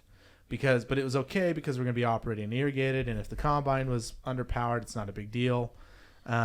Because it's all flat ground and it's like 20-acre fields at a time, right? And this combine was supposedly brand new. Brand new. It had what, 300 hours on it maybe? 35. Yeah, it had 35 like hours. no hours on it. And from relatively, like a used combine's 2,600 hours. Like it's felt it a little bit. Yeah. So I got a great rate on it with the header, everything. They were literally going to haul the combine to the field and drop it off. They put GPS in it. They put GPS in it. I schmoozed my way through this thing. It's kind of insane. They came out and they like did a full demo thing. They're like, all right, boys. And we like, went and picked it up from the dealer, and we're like, do we need to sign any paperwork? And like, no. You're good to go. Don't worry about it. And Caleb didn't even show up. I made the deal happen. And then Caleb showed up after. And then I signed all the paperwork. They didn't ask for any ID or anything. And I don't know if this was because we had a little nepotism issue going on. But my dad was in a whole different apartment. Let's be clear. A whole different apartment. Whole different department. Department. Not apartment, department. We had a house. His whole different department. And Kelly kicked him out. You know? He was living in no Olympic Village at the time. Yeah, no. So we had, that was your story. We had, yeah. So he was in a whole different department, and I went in and schmoozed. I guess I schmoozed. I don't know if I schmoozed him. I was pretty honest about it. $150 an hour for this combine, and we're making $350 an hour when we're running good. So anyways, I do all of that. I have a little bit of money saved up for fuel. I'm good to go. I can cover my payment for the first month. I'm going to go out and start cutting stuff. I get out there in the field, and we start warming it up in this dry land, with dry land wheat. We're going to knock that out first before we jump over to barley. And I am burning through slip clutches. This thing is a hunk of junk. This is even though it's new, it's 6 years old. So it was a 2011, and we were cutting in 2015 or 2016. So it was only 5 years old. 15. Yeah, 2015. Mm-hmm. So 4 years old. But it was a 2011 with only 35 hours. A little suspicious. Way down the line, about 4 or 5 years later, I heard the whole story on this combine. But I'm not going to say that now. But it was other farmers told me what happened here because they ordered it, and it was bad. And it went back, and they rebuilt the whole thing, and then that's when I got it. And then we went out there, and I'm burning through belts. I'm burning through clutches and belts. And I'm like, what is wrong? I don't know. I'm burning up the main drive belt. Going to This is Drew's first solo job? New brand of machinery. So they're all fairly similar, but it's a different brand, and they have different types of hookups, different controller systems. It's a different Lexion. Drive systems. Yeah. Kloss. Yeah, which was rebranded as a cat. Is all yellow and black. Black and yellow. Black and yellow. That was a curse. I played that song the whole time. And I'm in 30 bushel wheat, and I'm barely getting up hills. I'm burning up clutch drives. It's insane. So I have these guys come out, and I'm breaking off bolts on my main drive. And they're like, well, you're just pushing it too hard. I'm like, man, I'm 3.5 miles an hour. There's no way in 30 bushel wheat that I should be struggling like this. And they're like, well, we turns out we have an update on this. So they had a piece of equipment, an update, a mod is what they'd call it, to go and put stronger bolts, stronger castings on the spindle so that it wouldn't break off on the main drive and blah, blah, blah, wouldn't burn through belts. So I run it for another day and a half, breaks down. I'm waiting 3 days for tech to come back out again. And I'm like, what in the world? They finally get that fixed. And I get over and I'm cutting again. And I'm blowing this thing off day and night. Because when you get into barley, there's a lot of chaff. And like this chaff is so dense when it's hot and muggy, it just sits around the combine. and it starts to sit on your main drives and where your belts are. And if these belts get hot and there's not proper enough cooling put to those belts, they'll start to build up, and it starts to build like this little bit of sludge underneath the belts. And barley is really flammable. Barley's extremely flammable. And then all of a sudden, all it takes is like a spark or something from that to burn long enough, kind of like a tire, because these are all rubber belts. It burns a little bit, and then all of a sudden, you'll just get a whoosh of denser air, and it just like stuff explodes. Like a bakery shop and somebody lit a cigarette. It's like some people might have seen when a granary tips over and there's a truck parked beneath it, and then all of a sudden the granary bursts into flames. It's like that. So I had a little poof moment on a little 20-acre piece after they fixed the main drive and everything. Burns up 8 or 9 acres. I had whether it was smart or not, I knew when a fire started, you go and cut a circle real quick, unless you're starting the fire. So I saw the fire start, and I thought, shit, that's not my combine, because someone else, like there's other combines cutting in the field. Because I turned around and I saw it, and then all of a sudden I'm like racing over there to go cut it and cut it out and get it so that where I'm cut, I'm good, because it'll just burn the chaff that's left over. And if I'm not cut, it'll go out in the field and it spreads like wildfire because there's so much more fuel there. So I'm cutting this circle really quick, and I knock it down, and I turn back, and the rest where I was just at, it's on fire again. And they're screaming over the radio, shut it down, shut it down. And I'm like, yeah, shut it down. What are you talking about? I was on fire. So we shut it down. I shut the machine off, got out, and it's diesel fuel, so it's not really a huge concern of it burning to the ground. Could you get your phone off the table? Did it vibrate again? Yeah. Oh, sorry about that. And so I went ahead and shut it down. We got it blown off, and yeah, it was my combine. My combine wasn't caught on fire very much. Like it burned up on the main drive again, with the same place they fixed it, but it was dropping this hot kind of sludge on the ground, burning that up, and it would like foof a little bit. So it looked a little scary. Yeah, but I watch didn't out for notice them it. foofs. Yeah. Hate to see it. So that happened. This is all in the first like 2 weeks of my job, right? It's like you start July 16th, July 15th, and you're going to cut until like August like 5th or 6th, usually in the valley. And now we're at this point where I'm really stressed. For every day I cut, I'm down for 2 days getting stuff fixed. And now we're starting to get into heavy barley, and we have to get this stuff cut. We have to, because I'm looking at it, and every day I'm going by, every other combine's cutting circles around me. I'm losing 150 acres a day because they're taking that out of my chunk. Because my chunk was like 1,600 acres, and I'm losing 150 acres a day, per 10 days of what I was supposed to be cutting. And I'm already underpowered, so I'm already going slower, and I already have a smaller header. So, there's all kinds of small guy problems happening here. Just like, and I'm getting really stressed. And so we get in the 20-acre pieces, and we start going in and out of these fields, and we're constantly dropping my header so that we can fit into gates. And I'm not used to this. We've been cutting big dry land fields with Caleb. We're on a John Deere header.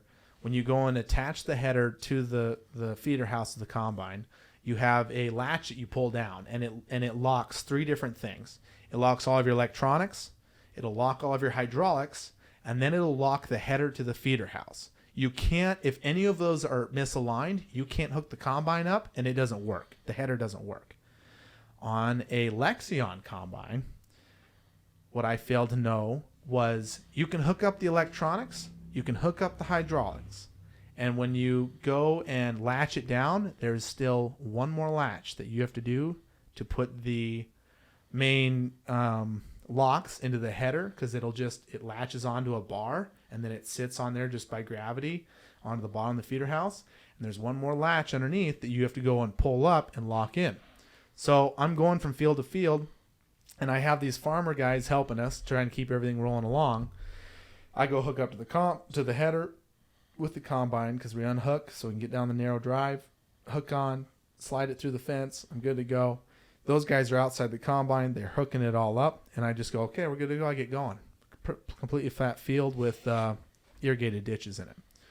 And I'm cutting, and then all of a sudden I come around a corner, and I have my header turned to the left-hand side a little bit. And I come around the corner. As I come around, it picks the header off of the feeder house, and I see it start to separate down below from my main drive and my electronics. So I'm like, oh, crap. And I see that, and it tips up because I overbalance back to the right, and it comes off of the feeder house. And then I panic, and I'm like, I've got to shut this down. So on these hydrostatic types of combines, the John Deeres are a lot tighter. When you go in and pull your handle from going full throttle, so moving forward to moving neutral, it has like a 2 or 3 second, not even 2 or 3 seconds, like a half second more delay than a John Deere. So I go into neutral and it doesn't stop. And I'm watching this thing tip off. And so I'm like, oh my God, it's not stopping. So I pull it back just a little bit farther. And next thing you know, the combine goes faster in the opposite direction. It stops immediately and throws it in reverse. And then so all of a sudden I've separated. The header's on the ground. I'm backing up away from the header. And it breaks hydraulic lines, it breaks electrical lines, and the electrical lines aren't attached at the feeder house and then have another separate disconnect go up the arm chair where you're running everything. No, there is a cord of electronics that goes straight from the header right through the cab and plugs right into the main circuit board underneath the armchair. So I literally feel this handle rip out of my hands as I back up to try to stop the combine. And it rips through my hands, rips through the floor, rips out the door, and I'm stuck here looking at this fried electrical board upholstery crap. And I am shuddering, shaking, because I don't know what the heck happened or how that was even possible. And yeah, long story short, 19-year-old kid, I'm about ready to have an absolute stress conniption. Because I know that this is probably worst case scenario, $170,000 combine that I just wrecked the circuit board of. It's probably going to be at least $4,000 or $5,000 for that. The header was another $50,000. And yeah. And I was just like, oh my gosh, now it's my fault. All week I've been screaming it. Not really screaming. All week I've been frustrated and upset with people for not having a good machine, and now it's my fault. So that was the story. So I called Caleb. I'm freaking out. I call my dad. I'm freaking out. The combiners, the farmers are absolutely pissed and livid because they've had this yellow piece of junk that they've never seen out in the field before. It's only cut 4 or 5 days out of the total deal. And now all of a sudden the guts are spilled all over the field in front of them. And it sure as heck doesn't look like a mechanical faulty. You know, it was we didn't hook up the header faulty. It was a user faulty situation. So now they've lost all hope in the machine. They've lost all hope in the user. And I'm about ready to have a full-on breakdown. I call everybody up, and I'm like, what am I doing? What am I doing? Blah, blah, blah. Caleb's already stressed out the blah, blah, blah over in North Dakota because I was separated from them doing my own job. And I call my dad, and, man, I'm just like, I'm in bad shape. I'm in bad shape. But all of a sudden, I go into crap hits the fan mode, Drew. And the guys that own the machine wanted to take it to the shop. And I was like, well, how long is it going to be? And they said, it'll probably be a week and a half minimum. But realistically, once we get parts and everything, it'll be 2 weeks or 2 months. And I was like, no way. I said, can you send some text to the field? I can see that there are parts online at this department, this department, this department. I can get a circuit board out here, and I can have all of the hydraulic lines made in town. And I do all the research, and I figure it all out. And I said, send the techs out so it's warranted. Just send them out here for 3 days. I'll be here. We'll get it done. So I figure out how to run around, find all of the parts, get all of the lines made, get all of the circuit boards done, get all of that ordered. I got them from different dealerships, paid the whole bill, figured out how to get it done. It was like $5,000 or $6,000 and a home fix in the field, and we had the combine up and running again. And their techs came out to do it. And we got it all up and running. Eventually, I finished the job, and I got paid like $26,000. And I didn't want anything to do with this combine ever again. I was so upset with how it ran. I was so upset because of how it ran the first 3-4 days. I didn't want to touch it again.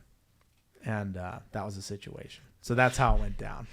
We didn't have a legal lease. You weren't even 18. So they tore up the lease after all of this happened. And then They called Caleb after I repaired the combine and was like halfway through finishing the job, and Caleb was coming down to rescue me, pretty much. Did we have to bring another combine in to finish the rest of the job? Yeah. Uh-huh. Yeah, we brought another combine in to finish the rest of the job, and Caleb came down and rescued me. And they had Caleb go in the office, and Caleb went and re-signed the lease. Dumbest mistake of my life. But see, I'd never had anybody, any dealer anywhere, treat me like that. And I thought, well, okay, this combine's fine. Yeah. We got it to run. And I'll take it to North Dakota. I'll make my money back off of it, and it'll be a great year, sign the lease. And so we all have our opinions on that certain dealership, and they're not good. I mean, like, there's a lot of things I want to throw a Molotov at, the IRS, stuff like that. But if I had to pick one local target, I know right where I'm driving on a bad Thursday night. Anyways, what's tonight? So we take it's a Friday. We got a whole week. You got 6 days to get my bail money together.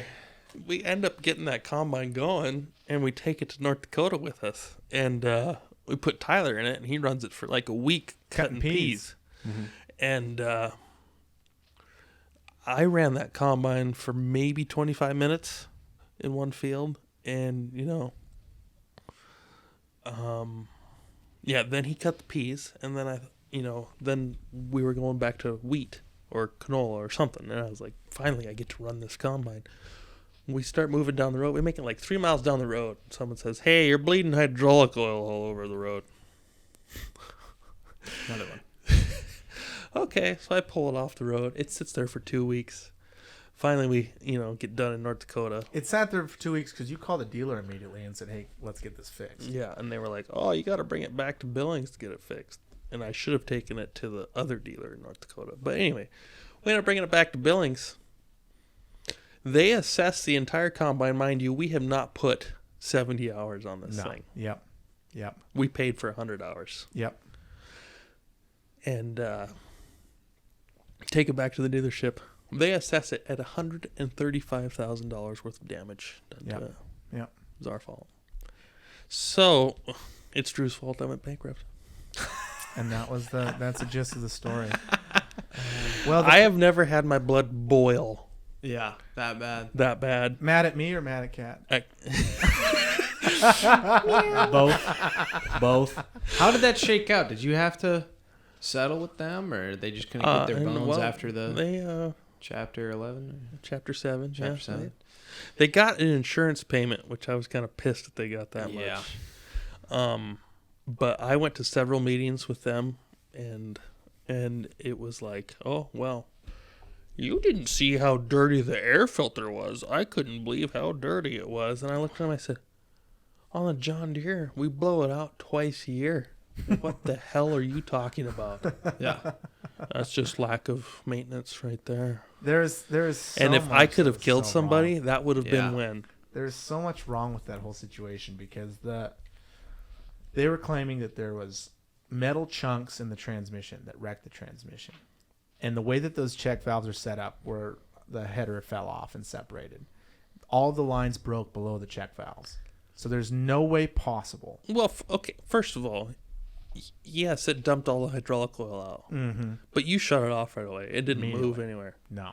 We didn't move it till it was full of hydraulic oil. We had their techs come out. Yeah, exactly. Their techs worked on it. In North Dakota, we had a hydraulic motor go out, and we bypassed it. Mm-hmm. And that was where the shooting the shaft right. out. Yeah. So when we took it back, they saw that was their reasoning. Was the shaft spreader. Was between us, dropping the header and that bypassed motor. Mm-hmm. And, I mean, two brain cells could have figured out that wasn't the problem. It wasn't possible. But when you leave a hydraulic system sit for several years in a row, like that combine had sat for 4 years and not done anything. Yeah. There's a much bigger operation than us that had ordered it, got it, and said, no way. We're not, this thing's a lemon. Yeah. So if you want to know more about these stories, there's probably a public filing somewhere. We have several stories we can spend hours on. Yeah, it's even individually. Just a real quick sidebar. No one's filed like a class action or anything. Someone like that. should. Someone should get on that because I don't think we could. I don't think it's even I don't worth know. it. That's just there's always like some. Everyone has some figure in their life where you just want to put the torch to them, and that would be your validation. Look. But- When I make enough money with the podcast, I'll give Caleb a little bit of a cut. You be can like, donate "Yo." to our GoFundMe at Oh my God. CalebandDrewAgainst.com. Yeah. We got a lot of other things I'd like to. Whatever. Yeah. Well, this was supposed to be a happy podcast, but now people are starting to hear the. We're still bitter if you couldn't tell. No, we're not. We're getting over it. It's fine. It was old. It's a long time ago. We learned a lot. This I is learned a basically, this is like a learning experience. lot. Hopefully, someone else will learn from some of this. Have your ducks in a row when Yeah. you do something. Yeah. And don't go back and sign a contract when you don't have to. And that's what they always say. Get it in writing. Get it in writing. And if it's not, and you screw something up, Walk. do not put it in writing. Walk before someone else can put it in writing. Yeah. Moral of the story is, you can do whatever the hell you want to do, You can go out and do but you might get effed.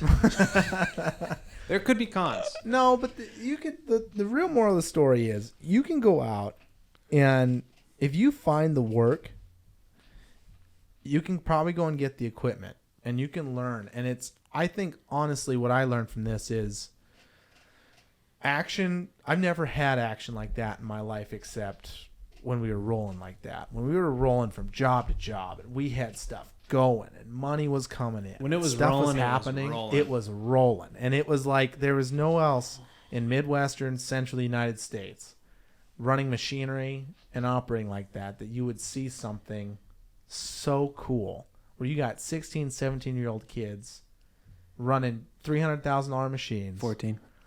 Shut up, Quinn. Who's retarded now? You have to bleep that out. I don't think we can say that word anymore. Anyways. Man, it was just, yeah. It was a learning experience. I thank you for it. I thank you for going through it. I thank you for bringing us along and believing in us enough to go and try it, even though we might have been your only hope. Who knows? But I mean, it's just Help me, Drew and Quinn. copyright. We're gonna get so many cease and desist letters next week. Yeah, we'll be fine. We'll be fine. Man. But thank you, Caleb. This is our podcast run a little bit long here, so we'll just kind of shorten it up. But I really appreciate having you on. This is the kind of nostalgia that I needed for this week as I wrap up a remodel on a house that's absolutely a little bit depressing right now. I tell you what, we should take requests on what stories we should delve into. Man, we could do an egg side of this thing because there's so much of my life that's been in the agricultural stuff. Yeah. We could spend Hours on each We got story Cleto in individually. here. We got Tyler in here. Oh my gosh. There's a ton of stuff that we could be talking about. What'd you say last time we talked to you? You haven't had a good story in a while. Yeah, when I worked for that other farmer, it was like 4 years without good stories. Which means a smooth operation, by the way. No, not it's smooth. just No. that there's nothing Not to his tell. story. Yeah. No, It's Caleb like, had already screwed up enough. He doesn't have any funny stuff. There's a lot of other people that have some stuff. those guys were. I Those can't aren't say our, that those on the aren't radio. no. Those aren't those aren't your stories to tell. Yeah. Front loader, dude. It was flat, and he flipped it over on top of its cab. We don't know how that happened. So yeah. So anyways, that's it's a little bit of the Caleb story. So Caleb, what do you got going on now? You're looking to you're I'm swathing? starting. You know, like the what's the bird? The Bird's a word. I have no idea where you're going with this. I'm a peacock. You gotta Not let not me the fly. peacock. I'm a peacock. You gotta let me fly. Western Meadowlark. We killed a lot of No, those. the- Hey, you should not be saying that. something that rises from the ashes. Phoenix. The phoenix. Yes, thank you. You're the phoenix. You're the phoenix. We'll see. I might end up just being the Penguin. penguin. Gets eaten by a seal. The penguin actually might not be that bad. You know, Slipping and sliding. Float could be a. Little slippery little bastard. I'm a flightless bird, but I look nice. What's your plan next? What's your plan? So What do you got I'm going on? I'm starting Swapping? another custom service business. I've seen custom harvest crews this summer, and my guts turn, my anxiety spikes, and I'm like, I am so glad I'm not doing that. But I see a combine by itself in a field, and I have a fond spot for that. Right? Yeah. But Okay. I don't understand that. But so right now I'm custom swathing. Mm-hmm. It's kind of a solo gig. I don't have to worry about Which anyone is else. good. You Yeah. should have that for a while. Yeah. Yeah. And I've got 5 kids, and in the next I 10 feel like years, we're talking to an addict. in This is the a good next place to 10 start. years, we need to farm like 20,000 acres to keep them busy. Yeah. There you go. Classic farming dad. Yeah, it was like hired hands can hate you, but kids, they're stuck with They you for have to life. stay. if they want a piece of this ranch, they're gonna put the time in. Well, if it makes you feel better, all your employees that, but no, everyone I've talked to, we all enjoyed it, and I still think back on it in stat. Like Drew said, when things were running, like it was so cool, so much fun. Everyone felt like they were really good at their jobs. Everyone was dialed in on what they were doing, and like when things were running good, it was like we're the best crew out here. It's We were custom harvesting we were good. has this energy about it that everyone works in concert, right? Mm-hmm. You can't do your job without the other guy doing his job. Mm-hmm. And so like this, it's just like a team, I suppose. I don't play sports. I but- felt like we were a special operations team. But in yeah, machinery. if you don't, like you're in a $500,000 piece of equipment. If you don't pull up next to the other one just right, and everyone knows what they're doing, things do not go good. No, Yeah. we do not. And when you have that synchronization, yes. I mean, it just like gives you this feeling that you it's you a don't cool sense of thing in the accomplishment. Yeah. It's like It's and, the most like, American thing. men need that camaraderie too. Yeah. You know, when we're out here, like I'm doing things by myself right now, and it just does not have quite that same. No, going through hard stuff together is what Yeah. pulls people Yeah. together. yeah, And we were meant to do that as men. Yeah. yeah, We were meant to go through hard things together. yeah. So I need you both to invest several $1,000s in going Hey, with me. I texted you a couple weeks ago. I said, "Hey, if you got a machine needs running, Next year. Caleb has flashbacks, passes out in the cab. He's just full on Vietnam. but it was good." Good morning, Vietnam. No, it was so much fun, and I feel like everyone was really trying to be the best at their job when we were doing it. Everyone was trying to be better than everyone else and be like, "Oh, you think you can operate a machine? Let me Because operate machine." we were all constantly. We were trying to impress Caleb really by trying to come up with the best way to operate in the field. So Yeah. we cared so much that we were always trying to come up with, well, maybe we should cut it like this, or we should cut it like this. When really we should just cut it the way Caleb told us to cut it. But at the same time though, that's kind of good to see, because it's as a business owner now, I'd rather see somebody trying to come up with new ways to run the business than not be interested at all. Yeah, And that's something that I'm struggling with right now, is trying to figure out what people I should be working with and how much I need to be pushing for them to have. yeah, it's me. He's Excitement. talking about me. Not just you. But I mean, just like, it's just leadership skills, man. And I feel like Caleb learned a lot from those years. So it's great for me to literally be 26 and be calling him up and asking him about it. But And we just had a good crew. we didn't have the worst crew. We had. Wanna name I off your grew up. favorites? I grew up doing it. I grew Yeah. up. We had the best crew ever that I'd ever been around. Really? When you and I and Quinn and Josh, and Drew, and That was me again. Double. That first There's year, two types of Drews. There's a Drew that could get deals and a Drew that could drive equipment. there was that first year, once like the second half when we were really cooking, things were going really good. I felt like, as far as like how well the team was working together, how efficiently we were cutting and getting stuff done, and like spirits were high. Everyone was having a good time. It was exciting. Yeah, and that. If you can't have a good time, do something else. yeah. That was fun. I would go back if I could get the same exact crew that I had then. I would probably do it again. Josh and I say the same thing. Like, you know what? Like, if the money was a little better, and If like the we money knew it was gonna, better, if we knew it was gonna work out, we'd go do it again. I'd never do it again for $15 an hour. No, hell no. You couldn't. You I couldn't won't. strap me to that machine. I won't play video games for $15 an hour. Yeah, I do it for $3.50. There it is, and there it is, and that's a wrap, folks. That's a wrap. Yeah. No, thank you so much, Caleb, for coming in. This has been a lot of fun, man. This is the first interview that we've done coming back. Like the last interview we put 6 in months. was Sammy's, and that was actually recorded 6 months ago. I don't know if you listen to Sammy's or not, but it's good to just have kind of the camaraderie. Quinn, I'm really glad that you were sitting in here. We missed you, Kyle. We'll get you on the next one when we have somebody that's maybe not as familiar to Quinn. We'll get Kyle in here and he'll be the producing on that. But man, thanks so much. I appreciate you picking up the phone when I call you this last 6 months as I'm trying to struggle through one of the tougher periods of real estate. I appreciate you answering the phone. I'm so excited for you and what you got going on with your family and getting away from the employment situation that it was, even though it might have been the respite that you needed. Man, you're a peacock. You got to fly. And yeah, I think that's a great way to wrap up this episode. If you want to follow along in any of Caleb's adventures, he's starting to Snapchat a little bit now. He's starting to do some Instagram stuff a little bit now. No, never mind. So he posts on Facebook whenever he's trying to sell something.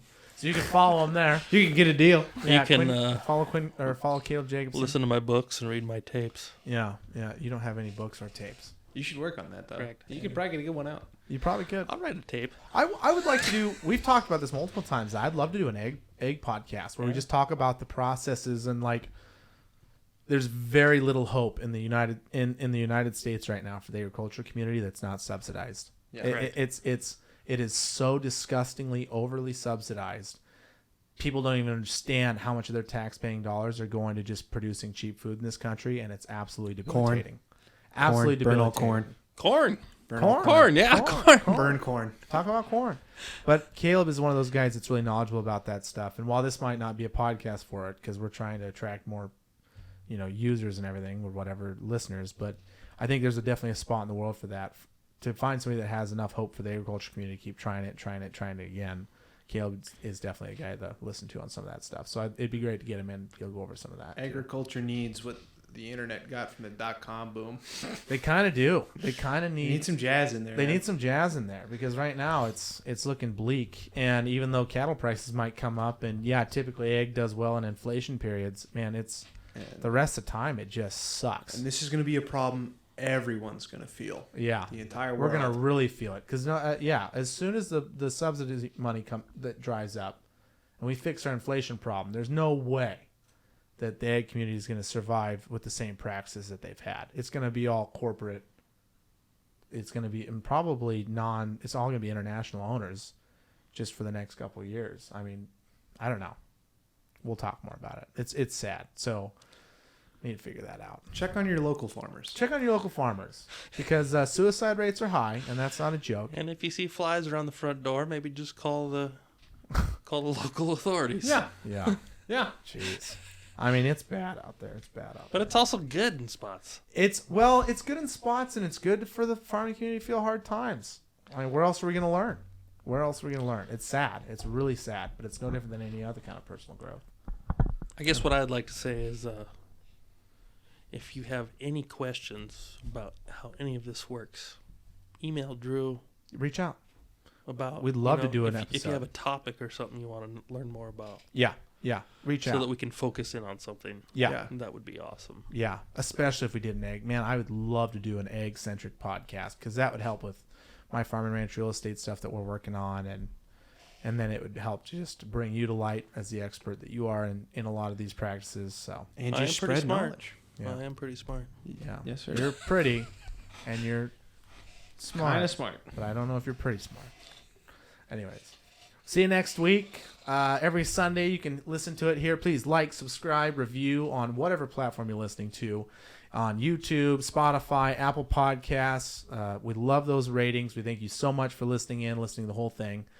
Follow me, follow Quinn, follow Caleb. You can look us all up. We'll be in the show notes down below on the YouTube comments. And then I'll probably put it in the comments on the Instagram post and wherever else we put it. Anchor, Spotify, blah, blah, blah. Oh, and don't forget to download this podcast. That helps a lot as well. Please download this podcast. And we'll see you guys in the next one. Thanks.